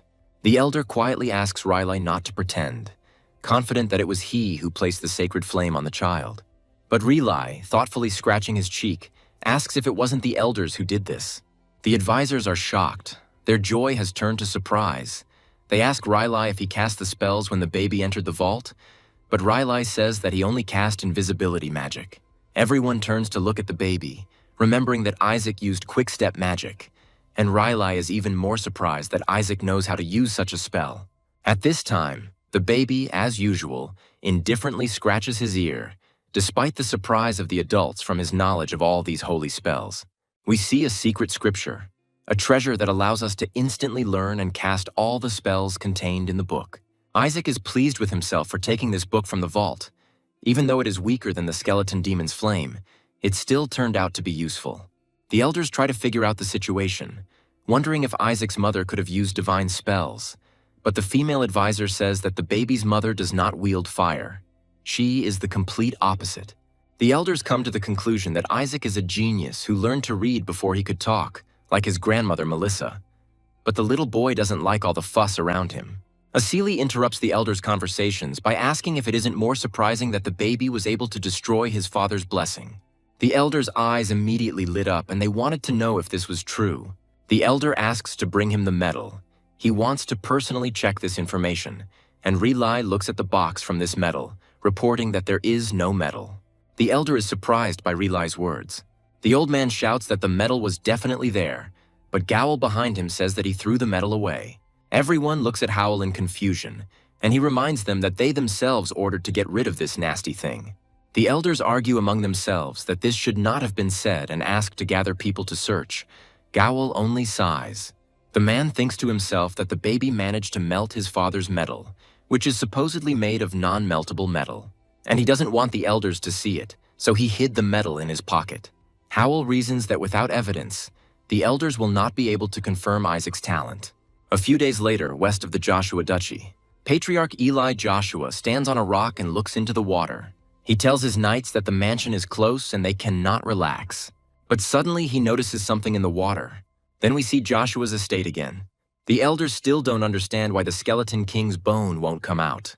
And the happy baby sits surrounded by a mountain of bottles, having stuffed himself with food containing laxatives. The elders are in despair, because Isaac drank 300 bottles of laxative and ate 500 fruits from Julius's house. The baby only burps, mentally rejoicing that the fruits were tasty. Besides, they increase closeness with the holy beasts. Isaac is glad that the holy beasts help in battle, which means he will need them when he wants to blow the Pope and the gods to smithereens. The kid understands that there must be such an animal in Joshua's house too, and immediately sees a tail outside the window. Isaac is surprised by the appearance of the beast. The holy beast slowly floats in the air outside Isaac's room window, and we learn that the holy beast of Joshua's house is the holy whale. Isaac hears someone outside the door saying that they need to wait and attend the feast first. But the door suddenly opens and the patriarch enters the room, followed by his knight. All the elders immediately bow before him and greet the patriarch. Isaac looks at the patriarch and realizes that this is his grandfather. The kid loves how much his grandfather radiates the power of survival. Isaac has a good feeling about this. Riley rushes forward to shield the baby and asks his father to wait a little longer and not to cut the baby's stomach open. But Isaac tells his uncle not to worry, because he would never cut it open for anything in the world. The patriarch silently points his finger at the baby and Riley turns to Isaac. In a stern voice, the grandfather orders the baby to be sent into the flames, causing Riley's jaw to drop and Isaac to be stupefied. Riley continues to defend Isaac, and the baby thinks that he couldn't have misinterpreted the meaning of survival and wonders why they suddenly want to burn him, while the baby is grateful that his uncle is on his side. Riley says that Isaac is too small to enter the flames, and the baby doesn't like it because it sounds like he's going to get burned anyway. Riley asks his father to come to his senses, and Howl, hurrying to them, says that this is too great a reward for Isaac. Isaac doesn't understand why the flame should be a reward, but Riley continues to chatter, and Isaac learns that with the sacred flame, the baby can become stronger, and of course, they can remove the bone from Isaac's body. But Riley continues to beg his father to wait a little longer, and Howl grumbles that the child can simply be cut open. Then the uncle suggests throwing the baby into water instead of fire. It's better than fire. Isaac is outraged, calling them all a crazy family. Gowl, on the contrary, asks the father not to send the child into fire or water, because these are the secret treasures of Joshua, which were used to raise the saint, and the snotty baby is not worthy of them. Isaac looks at his older uncle and realizes that everything he opposes is good for Isaac. Howl tries to shift the focus onto his son, saying that it was Shuri who defeated the demon in the vault. But Riley disagrees, reminding him that it was Isaac who did it. Howl says that the dragon could have been mistaken, because a baby who couldn't even walk couldn't defeat the demon. But Riley asks his brother not to tempt fate and not to go too far, and Riley also reminds that Isaac burned the metal sent by his dad. The patriarch searches for something in his inner pocket while his sons argue. Gowl says there is no evidence, but the patriarch interrupts him, asking about the metal. Eli takes a melted metal out of his pocket and asks if this is what his children are talking about. We are told a little bit of history, which says that the Pope is the only one who has a connection with heaven. And the object that is imbued with the Pope's blessing is the blessed gold from which the metal was made. The patriarch holds the melted award in his hand, and the kid wonders how he was able to melt it if he couldn't do it as the Demon King. Isaac wonders if he has become more powerful in his new body. Riley asks his father how he was able to find the metal, and the patriarch replies that he simply picked it up along the way. It was at the bottom of the lake. Riley praises Isaac in front of his father, saying how powerful the kid is to be able to melt his dad's symbol, while Isaac proudly thinks that now Joshua can prove that they are stronger than Dad. Riley says that Isaac will be able to withstand the flames of the Skeleton King, and the elder adds that the baby will become an excellent demon hunter. Hearing their conversation, Isaac looks away. Riley explains how many townspeople have suffered from the Demon King, and the elder agrees, fearing the coming of a new era of the Skeleton King. The whisper tells Isaac that the imposters, pretending to be him, are causing mayhem, and the kid wonders who it could be, even if it is to Isaac's advantage now. Riley screams, asking his father to remember what happened 70 years ago when the Skeleton King broke into Joshua's house and destroyed everything. Isaac was very surprised to hear this information. Riley becomes enraged, remembering the events of the past and the words of the demon, who promised to interrupt the line of the saint. The whisper reminds Isaac that he died 150 years ago, and therefore could not have caused trouble 70 years ago. But Isaac is now pondering the blood curse that Riley spoke of, now understanding how Joshua has such a long lifespan. While the kid reassures himself that the average demon's curse is just a toy, Isaac is about to suppress the curse with his mana while the adults continue to develop the theme. The female counselor says that although the curse does not kill them, family members suffer from erectile dysfunction or stunted growth, and the man adds that many also go bald very early. Upon hearing about the baldness, Isaac becomes enraged, promising to kill the bastard, and Whisper adds fuel to the fire by saying that baldness can also be hereditary. The patriarch approaches the baby and examines him. Eli notices Isaac's red eyes and realizes that he is cursed too. The patriarch tells Riley and the elder that fire and water are not enough, and Isaac becomes nervous and anxious about such speeches. The patriarch says that he will give the baby the Holy Spirit, and these words unsettle everyone present. Isaac is surprised, but this is something he really wants to get. The Holy Spirit can only be received by one's own free will, and Isaac needs a very high rank to get even with the gods. The kid was already dreaming about receiving the Holy Spirit and slapping the gods on the back of the head. Howell wants to argue with his father, saying that the Holy Spirit is too much for a baby. Howell is outraged because the Holy Spirit is transmitted to those who brought glory to the house of Joshua, and Isaac did nothing for this. Isaac hisses tiredly, mentally calling his uncle a donkey who started playing the barrel organ again.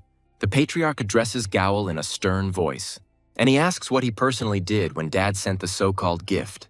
Eli scolds his son, saying that the heavens dared to insult in their own home, and Howell delivered their people back safe and sound and now protects them. The patriarch is unhappy with his son because he has done nothing but belittle his nephew and is now trying to hold on to Isaac. Howell has nothing to say to his father's words. Isaac gloats as the patriarch scolds Howell, saying that even animals protect their family and the house of Joshua stands on the principle of protecting the weak. Howell is horrified when his father sternly reprimands him that the little child is helping them defend their honor and they all must take care of the baby. Then the patriarch demands to call everyone from the main house. He wants to give Isaac a blessing. A few days later, Joshua's main house. Riley rushes to her father and Isaac, asking what her father is planning if he doesn't just want to give the child a blessing. The patriarch replies that if you simply place the baby in fire or water to extract the Demon King's particle, the child may be harmed. The anti-demonic properties of the fire and water of the temple are too strong and can harm the baby, and he will never master the rites of exorcism. Riley says that then Isaac will not be able to rise above the 5th-rank priest. The patriarch says that he will give Isaac a choice between fire, water, and the Holy Spirit. This will be enough to test. Gowell is happy with his father's decision because it means that no one will give the Holy Spirit to a baby for no reason. Eli places 3 balls of different colors on the table in front of the child and asks him to choose. Riley, watching his nephew, mentally asks him to choose a white ball. Each of the balls contains the energy of water, flame, or spirit. But no matter how much Riley prayed in his mind, the baby chose the red ball. Isaac holds the red ball up, indicating that the choice has been made. Howell smiles slyly and asks the upset Riley not to be too sad. But all conversations are interrupted when the room is filled with a reddish light. The ball Isaac chose begins to crack, and then a huge fireball bursts out. The elders are confused. They are surprised that it was not the flame of the temple. A spirit appeared before everyone present. Riley and his brother's eyes widened in surprise. The spirit that appeared looked at the people with displeasure, and the first thing the spirit did was to direct its fire at the elders. Gowell immediately asks his father why there was a Holy Spirit in the red balloon, but the patriarch tells his son not to make noise. Eli reminds his son that he never said there was only one Holy Spirit, and Howell is confused. The patriarch says Joshua's family roots are in the water, but Isaac was able to create a flame that melted the Pope's medal, so Eli hid a trap. But Isaac still made the right choice, and now a spirit has appeared, although not the one the patriarch expected. The spirit looks at Eli with anger and calls out his name in fury.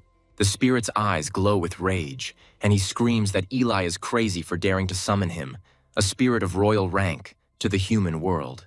The elders are terrified of the spirit's wrath. The Holy Spirit is gaining more and more strength for the attack. And then he unleashes fire magic, directing it at Riley and the others. The elders try to run away from the fire. Gowl covers himself with his hands, but Riley and the patriarch just stand calmly in place. While running away, the elders say that protective spells must be used. Howl asks his father why he called the royal rank if he doesn't want to burn all of Joshua's lands. Eli replies that it wasn't him and points his finger at the baby. Isaac is shocked by this statement. But the grandfather is happy with Isaac and proud of his grandson. This is evident from his smile. However, Isaac has no time for his happy grandfather. He simply doesn't understand what's going on.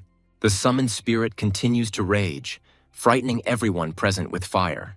Isaac doesn't understand why the king rank appeared if he only poured a drop of holy power to summon the middle rank. The whisper asks what the owner is made of, and the baby thinks with horror of what he could have caused if he had really put in the effort. Isaac examines the summoned spirit and realizes that the flame the spirit has is anti-demonic. Such flames transform mana into holy power.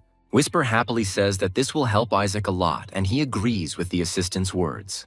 But Isaac sees how furious the spirit is and doesn't understand how he can subdue it, while the spirit continues to destroy and set fire to everything around it. The whisper hesitantly tells the owner that he needs to be subdued somehow. Isaac remembers with irritation that royal-ranked spirits are closely connected to the heavens, and that Isaac doesn't have enough power to get too close yet.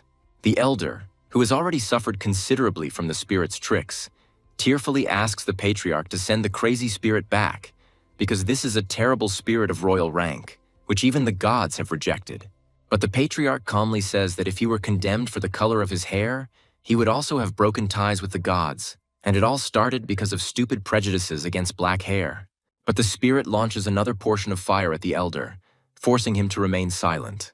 The spirit speaks menacingly to Eli, asking what he was thinking, calling him to the ritual of submission. But the patriarch calmly points to Isaac and tells the spirit that the baby called him. The spirit looks at the baby with distrust, and Isaac begins to smile happily at him.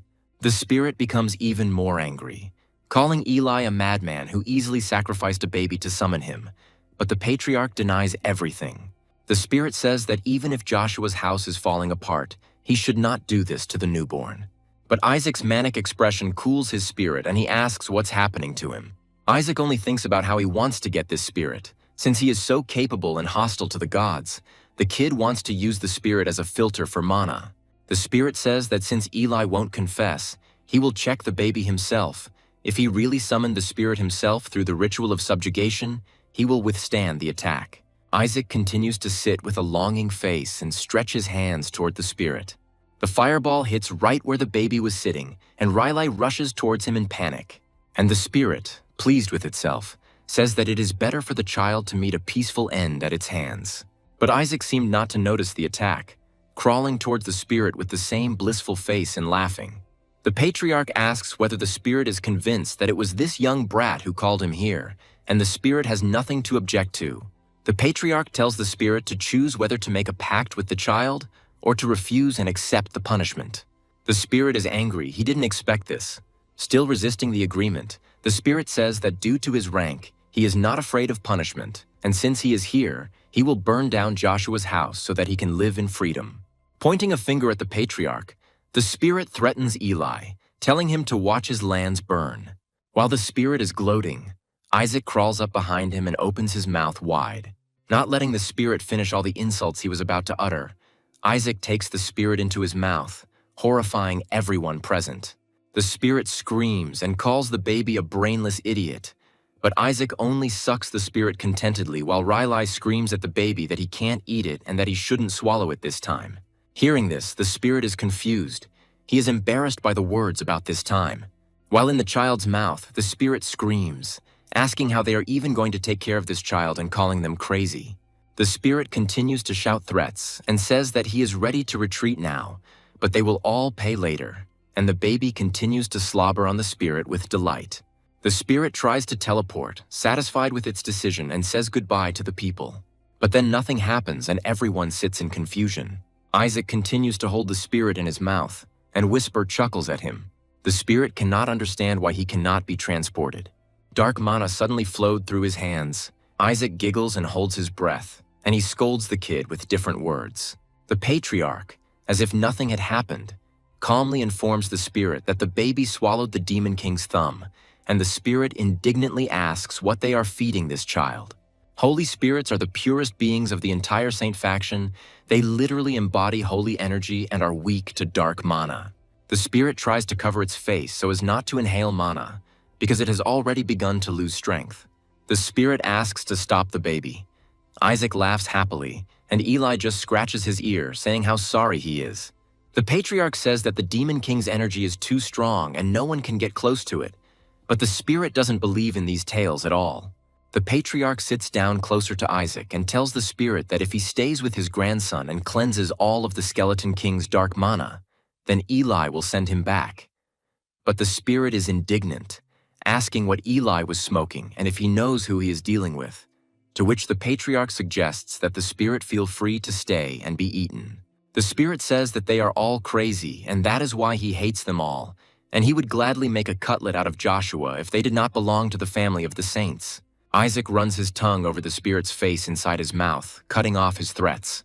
And then he begins to lick the spirit even harder, driving him into hysterics. Surrendering, covered in drool, the spirit screams to leave him with this child for 4 days. That will be enough time. The patriarch is surprised that so little time is needed. Eli turns and leaves, ordering that the gates of the eastern castle be opened and the child and spirit be placed there, and that no one be allowed in until the cleansing is complete. Riley and Howl want to argue about the eastern castle, but their father does not allow them. The patriarch sternly tells the children that he does not want to hear anything more. Isaac, satisfied with the result, finally pulls the battered spirit out of his mouth. Now Isaac is even happier, because the eastern castle is located next to the extension where the mana cores are located.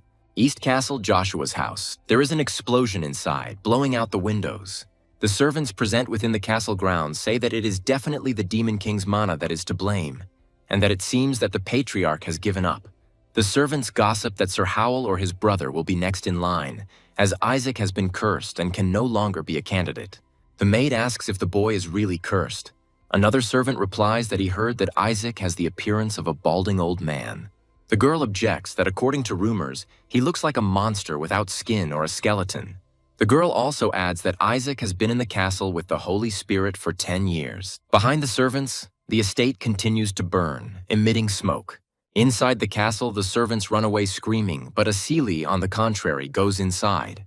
Before entering the chambers, she exhales tiredly, mentally preparing to enter. Then, having collected herself, she throws open the doors and informs Lord Isaac that she has arrived. Asili asks the little gentleman if he is okay. Isaac looks at her with displeasure, taking the lollipop out of his mouth. It becomes clear that over the past 10 years, the baby has not grown a bit. Asili sighs sadly, wondering how strong the Demon King's curse is that Isaac is still so small. But Isaac smiles and mentally replies that he is staying a baby on purpose. The reason Isaac chose to stay small is because babies are much better at absorbing power, and there is a level that can only be reached by a child. Asili's conversation awakens the spirit, and the girl asks him if he slept well, calling him by name, Shalak. Shalak does not answer Asili, but only stubbornly intends to continue cleansing the little fiend. The spirit says that he was almost able to finish yesterday, but then turns to the baby and sees that a huge cloud of mana is swirling around him again. Shalak yells at Isaac, asking how there could be more mana, to which the kid only smirks slyly, looking away. The spirit shakes Isaac, asking questions about how much of the Skeleton King Isaac ate, why the mana has not decreased in 10 years, and why there is always more of it after awakening. The kid is silent, smiling contentedly, and mentally answering that for the past 10 years he has been absorbing mana from the cores that have accumulated in the annex every night. And Whisper adds that it was unexpectedly pleasant to learn that there are even more of them under the annex, which Isaac dealt with in 10 years, although the assistant thought that it would take at least 40 years. Shalak complains of headaches from working with Isaac. The kid is happy that he finally finished collecting mana, and although no one taught him, He was able to learn on his own, and now he can cast 6th-tier holy spells. Asili tells Isaac that everything will be fine and that Dad will join in too. The baby is not at all happy about this. Asili adds that the Holy See is going to execute all of the Skeleton King's minions, all 14 familiars, and Isaac is shocked to hear this. The girl, thinking that she is calming the child, says that soon the last mana of the Demon King will be extracted from Isaac and everything will be fine. But the child is against it. He is indignant that he still needs to extract a lot from his familiars and they cannot be killed. Asili then offers the kid to eat a candy in the shape of the Skeleton King's broken skull and rest. But Isaac only turns away, mentally asking to get rid of it. Now Isaac will have to come up with something to solve the problem with the minions. The kid is distracted from his thoughts by a voice coming from the window where Howl praises Shuri. Shuri is walking with her father in the garden, and her father praises the boy for not only skipping the test, but also becoming the youngest priest. Howl proudly tells his son that rumor has it that the princess herself will be present at Shuri's initiation. Shuri modestly tells her father that this is all nonsense because he is his father's son. Gowl beams with happiness and pride for her son, praising him for how smart he has grown up to be and promising that everything will be fine with Shuri. But before he could finish speaking, Howl discovered that his son had already disappeared, and in his place there remained only a light haze of the spell. At the same time, Shuri falls from the ceiling of the room with a wild scream, and lands awkwardly face down on the floor in front of Isaac. The baby calls his name and Shuri lifts her face, almost crying. Isaac looks at Shuri angrily and threatens him. Shuri steps back in confusion. Isaac scolds Shuri for not being able to stop himself from lying and thinking that he only ran away because he entered the academy, while Shuri is afraid that he saw that crazy man again. The kid tells Shuri that he achieved everything he did only because of his training. Shuri replies that he tried his best too. It's not easy to be dedicated and become the best in class, but Isaac says that he couldn't have done it alone, and Shuri agrees. The kid thinks that he also needs to prepare for initiation, because many spells will only be available after that. Shuri awkwardly looks away. The kid jumps down to the floor, having made his decision, and says that Shuri should help him, but the boy is not thrilled about the prospect. Isaac makes an angry face, and Shuri immediately changes her mood, replying that he will help in any way he can. The kid smiles evilly, saying that he wants everything Shuri has, the prize money from the quiz, the things his father bought him. Isaac wants everything. Shuri is already crying her eyes out, mentally calling Isaac a demon.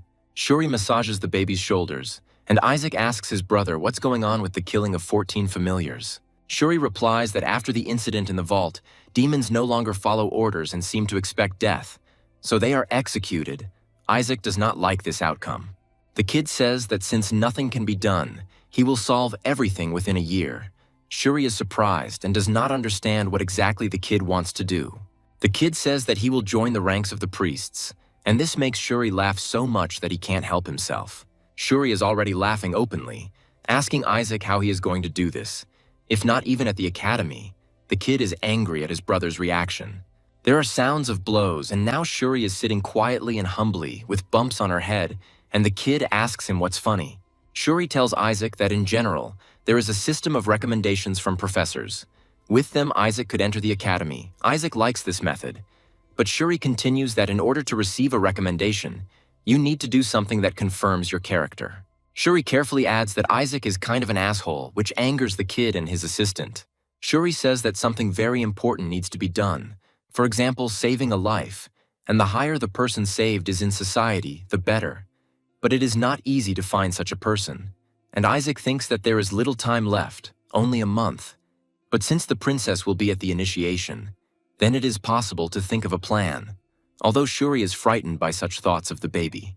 But Isaac is not going to back down, already thinking of a plan, because the princess occupies a very high position in society.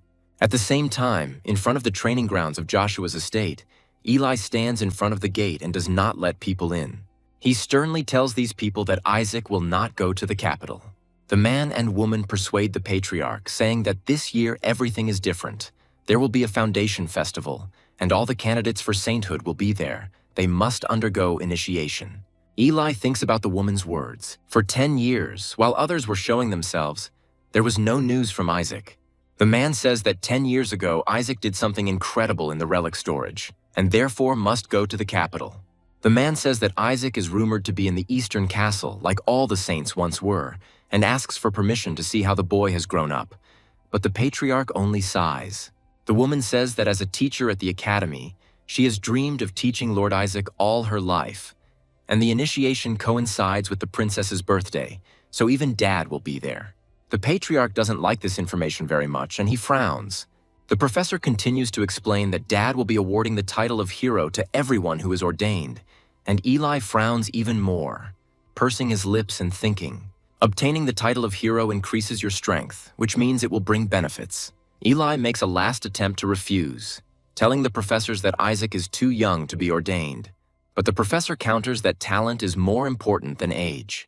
The professors make a very pitiful, pleading look, and the patriarch sighs, giving in and tells them to do whatever they want. The professors are overjoyed, but Eli immediately smiles slyly and tells them that they must be responsible for their words. Meanwhile, Isaac sits in his room with an important look and sucks on a lollipop while Shuri gives him a massage. Joshua's East Castle is on fire again. A man looks at a burning building. The man's thoughts are that the one he was looking for is here. The fire has gone out, smoke is pouring out, but the man is now thinking that summoning a royal rank spirit and making a contract with it is amazing. Even a dad can only do this for a short time and still drive out the spirit. The black-haired fire spirit is one of those who can control the heavenly barriers, and this spirit was unable to become the spirit king due to its evil nature. A smile of anticipation appears on the man's face at the thought that his father and his family will go crazy if they are given such a spirit. After all, they love collecting perfumes, and they will definitely reward you for such a gift. The man checks in his pocket what he brought with him. What neutralizes divine mana, he is prepared. The man thinks that if he suppresses the baby's divine mana, the Skeleton King's dark mana will go out of control, and in his imagination, the baby should be scared and cry. A man plans to secretly bring out a spirit while chaos reigns around him. After this, Shuri escorts the professors to Isaac's room, and the woman is happy that she will finally be able to see the child. The professors come closer to greet Isaac and are surprised to find that he actually looks exactly the same as he did 10 years ago. Isaac turns to the professors with the cutest expression he can muster and smiles at them as if to say, "Welcome to my recommendations." The professors are stunned by the baby's cuteness. The two professors are ready to go to the academy with Isaac right now, but the man with the beard approaches the crib and mentally calls the child a little fox, charming everyone around him.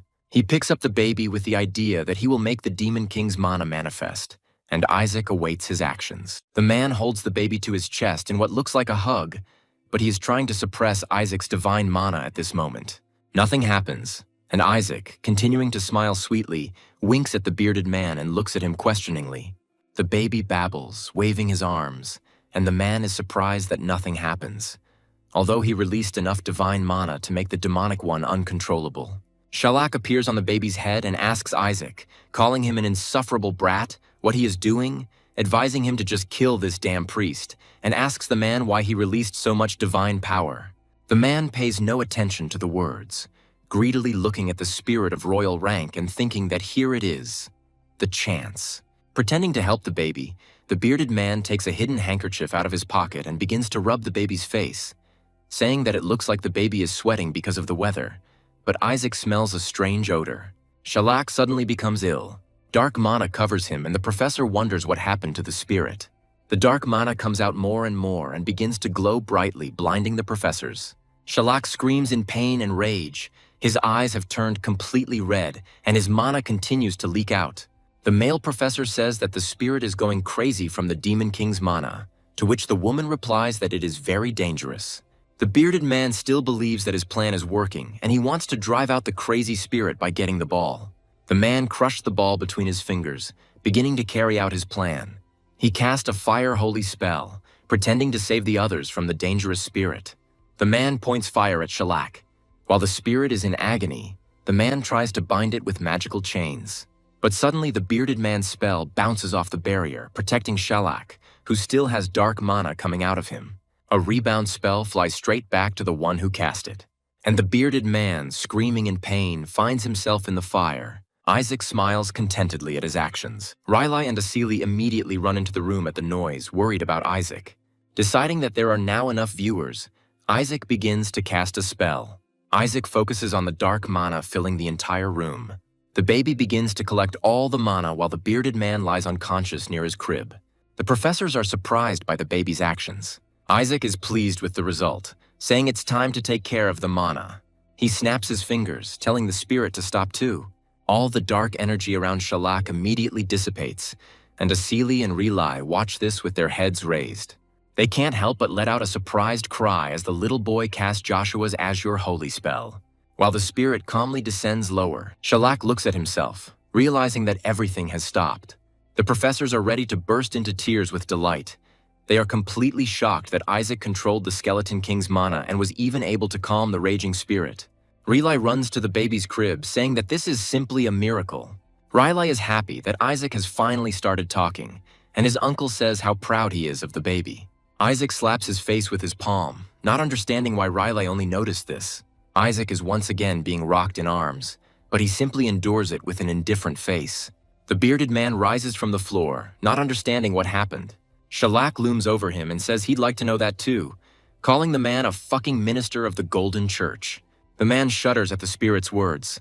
Shalak furiously asks who is behind all this. The minister tries to justify himself by saying that he only came to meet Isaac and that the spirit is mistaken. Shalak asks again why he is wrong if the minister came wrapped in fireproof clothing and the man is confused and cannot find an answer. Shalak says that from now on, all fire spirits will terminate their contracts with priests who are connected to the Pope. And with a smile, Shalak adds that he is doing this only because he is furious and asks the servant not to misunderstand him. The man shouts after Shalak, asking him to wait, but the spirit only shrugs. In desperation, the minister asks how the spirits can break their connection with the priests who work under contract with the gods themselves, especially the Pope. Shalak indifferently tells the servant to fuck off, because he has long since severed all ties with the gods and is no longer bound by the rules. Isaac giggles contentedly as he sits in Asili's arms. The spirit tells the minister to get out of sight, and the man is at a loss as to what to do. Shalak then flies up to Isaac, addressing the baby. He says that Isaac saved him with divine power and even dealt with the Demon King's dark mana, and since the dark mana was purified, their contract is over. But Shalak says that he will stay with Isaac in gratitude for saving him, and the kid laughs maliciously, thinking that the spirit is acting like a true holy being, although in fact, he does not owe anything to anyone. When everything has calmed down, the professors are about to return to the sanctuary to report what happened. The woman says that a child of such a level should be ordained no matter what, which makes Isaac unable to hold back a villainous laugh, mentally thanking the professors for the recommendation. We move to the Patriarch's office, where Relai stands in front of his desk. While sorting through the papers, the Patriarch says that the Holy See has approved Isaac's consecration and they want the child to be present at the ceremony. Relai is surprised that everything happened so quickly and asks if the baby was given a recommendation for saving Joshua's people in the academy. The Patriarch replies that it is not for this reason, but for the salvation of a spirit of royal rank, after which no one dared to object, and Relai rejoices at the news. Eli shows his son the results of the tests he gave Isaac, wanting to test his knowledge, because getting initiated is the same as graduating from the academy. On the tests, only the highest scores on all 1,600 questions. Riley is delighted with the baby's excellent result. Riley says that there is nothing to regret now that Isaac can talk and walk, but the Patriarch, closing his eyes in disappointment, says that it is a pity, but the baby is behaving badly. Eli says that all that was left was to check Isaac's personality, and most people pass it unless they were completely immoral or criminal. Riley says that he remembers this test. It is carried out under a holy spell that forces one to tell only the truth. The Patriarch is just checking Isaac's results on this test. The first question was, "What do you think about the family that gave birth to you and raised you?"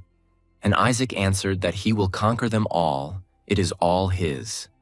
Riley rejoices in the spirit of the baby, and the Patriarch says that he is surprised. But still, this is expected from one of the Joshua. But Isaac's next answers made Riley's eyes pop out of their sockets. When asked what he would do after initiation, the kid replied that he would bite off the heads of gods, and when asked to tell about his dreams and aspirations as a priest of the sacred empire of Helen, he wrote, "I will get rid of this country." Unable to believe what he saw, Relai silently points his finger at the papers, and the Patriarch, closing his eyes, says that only he and Relai saw these results. Riley clutches his head, saying that if Isaac passes another such test after initiation, he will be executed for heresy. The patriarch jumps up, slamming his hands on the table, and says that Riley will be ordained instead of the baby. And for now, Isaac cannot be allowed out of the house. First, he must get an education. At the same time, in Isaac's room, Whisper asks his master if he has made a decision, and Isaac answers in the affirmative. We see that Isaac has grown noticeably. He has packed a bundle for the road and with a smile tells his assistant that he is running away, intending to climb out the window. We move to the capital's Roman Academy. In the Department of Holy Incantations, boys gossip, telling how they heard about the initiation of a 10-year-old child and do not understand what he did to receive the rank so early. The grown-up Nizer Sepet says that how can a baby who can't even walk be ordained? A classmate asks Nizer what he means by can't walk, and he replies that the child was cursed by the Demon King and hasn't grown a centimeter in the last 10 years. To confirm his words, Nizer turns to Shuri. Nizer continues to sneer, saying that a baby definitely cannot be ordained, which means it will simply be an honorary title. Shuri just sighs, trying to ignore the annoying boy. Nizer continues to tease Shuri by saying that it's great to belong to the house of a saint. Then even an unqualified brat can be ordained, and calls it indecent. Shuri can't take it anymore, jumping up from her seat, mentally cursing the cocky bastard. But then another boy enters the class and asks if Nizer Sepet thinks the Holy See is just a joke. A grown-up Kaina adds that, among other things, it was Nizer's father who accepted Isaac's recommendation, and Nizer is angered by these words. Condescendingly, Kaina tells Nizer that he is an idiot for insulting his own father. Nizer tells Kina to shut up and asks what he's doing at the academy if he's not even a student, and Kina replies that he was invited. Kina adds that he will be a mentor and teacher of holy spells, and this shocks the boys. Kina then, without turning around, turns to Shuri, telling him that he is also bothering him, and Shuri doesn't understand why.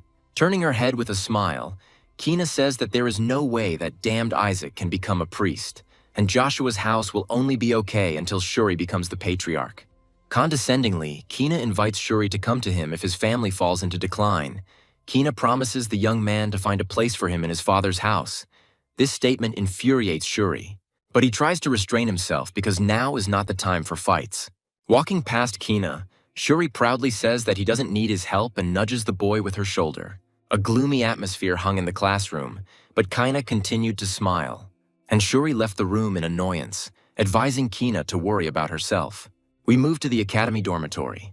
Shuri sits on her bed, clutching her head and scolding Nizer and Kaina, calling them rats. Shuri is also angry because his family will not come to his initiation since Isaac ran away from home.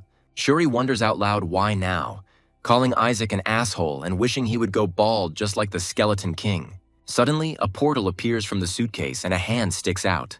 As Isaac climbs out halfway, he glares at Shuri, asking what he just said. Shuri is startled by the surprise. Shuri screams in fear, surprised by Isaac's appearance from the suitcase. Shuri asks how Isaac got here in the first place, and the kid replies that he wanted to take orders. But the patriarch and his uncle tried to stop him, so he ran away. Isaac takes his rattle out of his clothes. The kid threatens his brother with this rattle, and Shuri, frightened, asks what happened again, but Isaac calls the boy weak.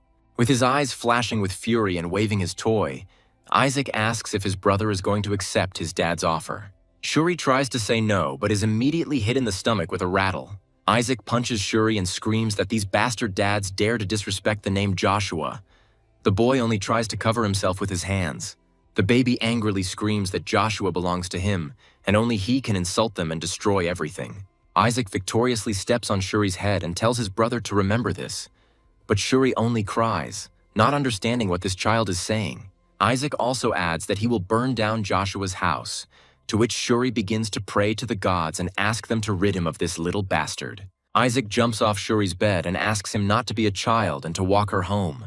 Shuri asks in fear where he is going. Isaac, flexing his fists, replies with an evil smile that he is going to deal with those who messed with Shuri. There are many students in the academy's cafeteria. They are having lunch and chatting. The girl with red hair turns to the door and asks who brought the baby, and her classmate only notices his beautiful hair color. Isaac walks around the dining room with a malicious grin, clutching his rattle tightly and wondering who dared mess with Joshua. The kid noticed a red-haired girl. Isaac looks at her and says that he remembers her from the vault 10 years ago, calling her suspicious, Shuri rushes behind, trying to stop her brother. Shuri panics and tries to stop her brother because if he creates problems, the Inquisition might come. Seeing who Isaac has targeted, Shuri mentally says that it is Nizer's sister, Naki Sepet. Shuri suddenly rushes forward, happy that he caught the baby, but he turns out to be faster and manages to jump away. Isaac lands right in front of Nucky and addresses her, completely disrespectfully. The kid pokes the girl with a rattle and asks if she got to Shuri. Naki sits completely calm, showing no fear. She replies with a serious face that she never bothered Shuri Joshua and that it was her brother Nizer who did it. Ignoring her words, Isaac happily says that it's good that she admits it. But Nucky corrects him again. Whisper looks at the girl suspiciously and tells the owner that he feels a familiar energy from her. Isaac agrees with the assistant. Naki looks calmly at Isaac, and light energy swirls around her. Isaac recognizes this power as the energy of one of the 5 main gods. Nucky points at the kid and says that he must be the Isaac from the rumors. The kid is a little confused. Naki looks at the baby with curiosity, saying that one of them is a cursed baby, and the second is a child from Dad's family, and that the Azura won't be able to achieve anything this year either. Naki sneers that it won't be long before Joshua is wiped off the face of the earth by the 5 faiths. Isaac looks at her and thinks what a rude woman she is, probably from a house that serves the 5 gods. Shuri whispers to Isaac that they can't be at odds with the Crimson House and asks her brother to just go home.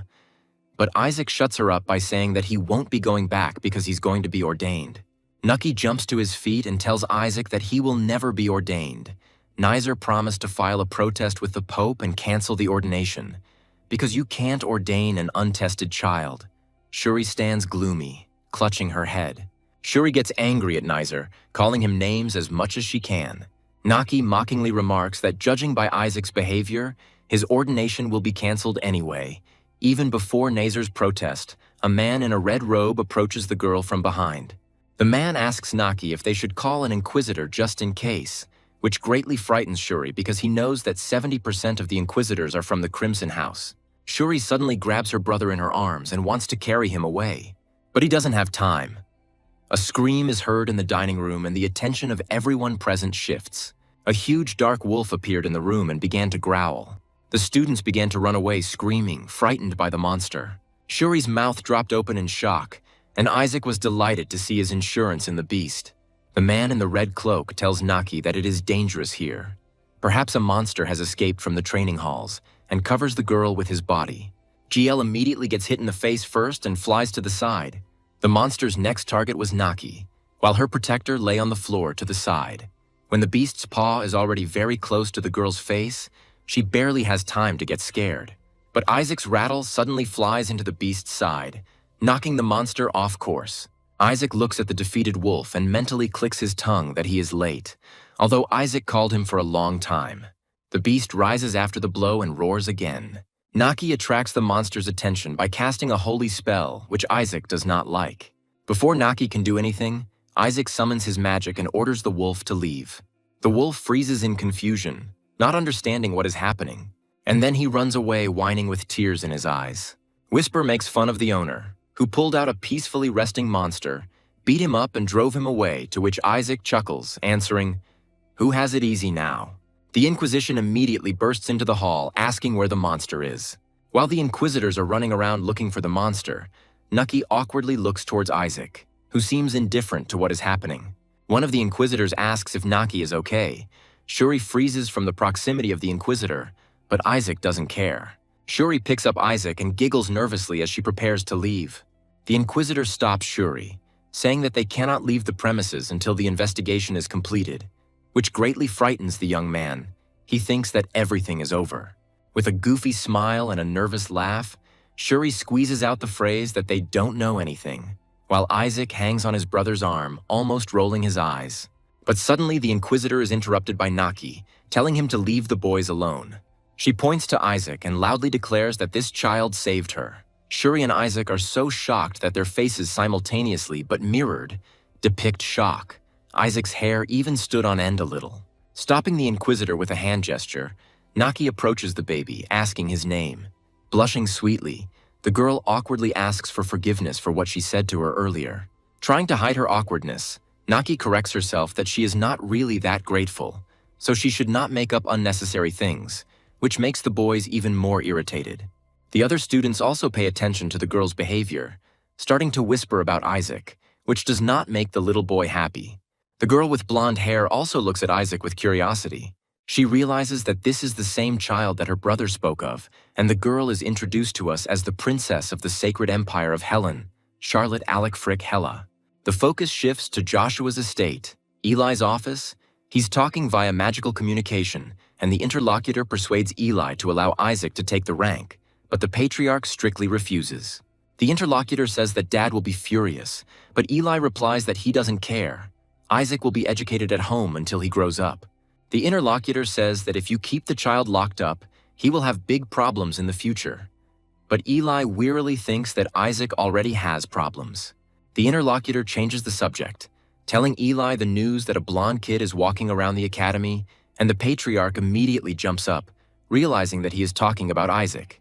The patriarch screams, shaking the entire estate, calling Riley to him, and he responds in fear. Riley runs into his father's office but doesn't even have time to ask what's going on before the patriarch tells his son that they are going to the capital immediately. Father says that they must make it before tomorrow, and Riley is very surprised by what is happening. Riley tries to object that even by the shortest route such a journey would take at least a week. But his father interrupts him, informing him that there are 23 hours and 48 minutes left. With a look of determination on his face, Eli says they will run. Academy the next day. Shuri knocks on Isaac's door, asking what he's doing and why he's trying to force his tiny body into a priest's robe, demanding that he come out quickly. Shuri is embarrassed. He says that everyone will laugh anyway, so it's time to go out. Isaac shouts from the room that he is finished, but Shuri is ashamed again and asks his brother to give up and go home. Shuri raises her head, begging Isaac to follow his advice. But what he saw made Shuri's eyes pop out of their sockets. His jaw dropped to the floor, and he was completely speechless. A grinning Isaac came out of the room.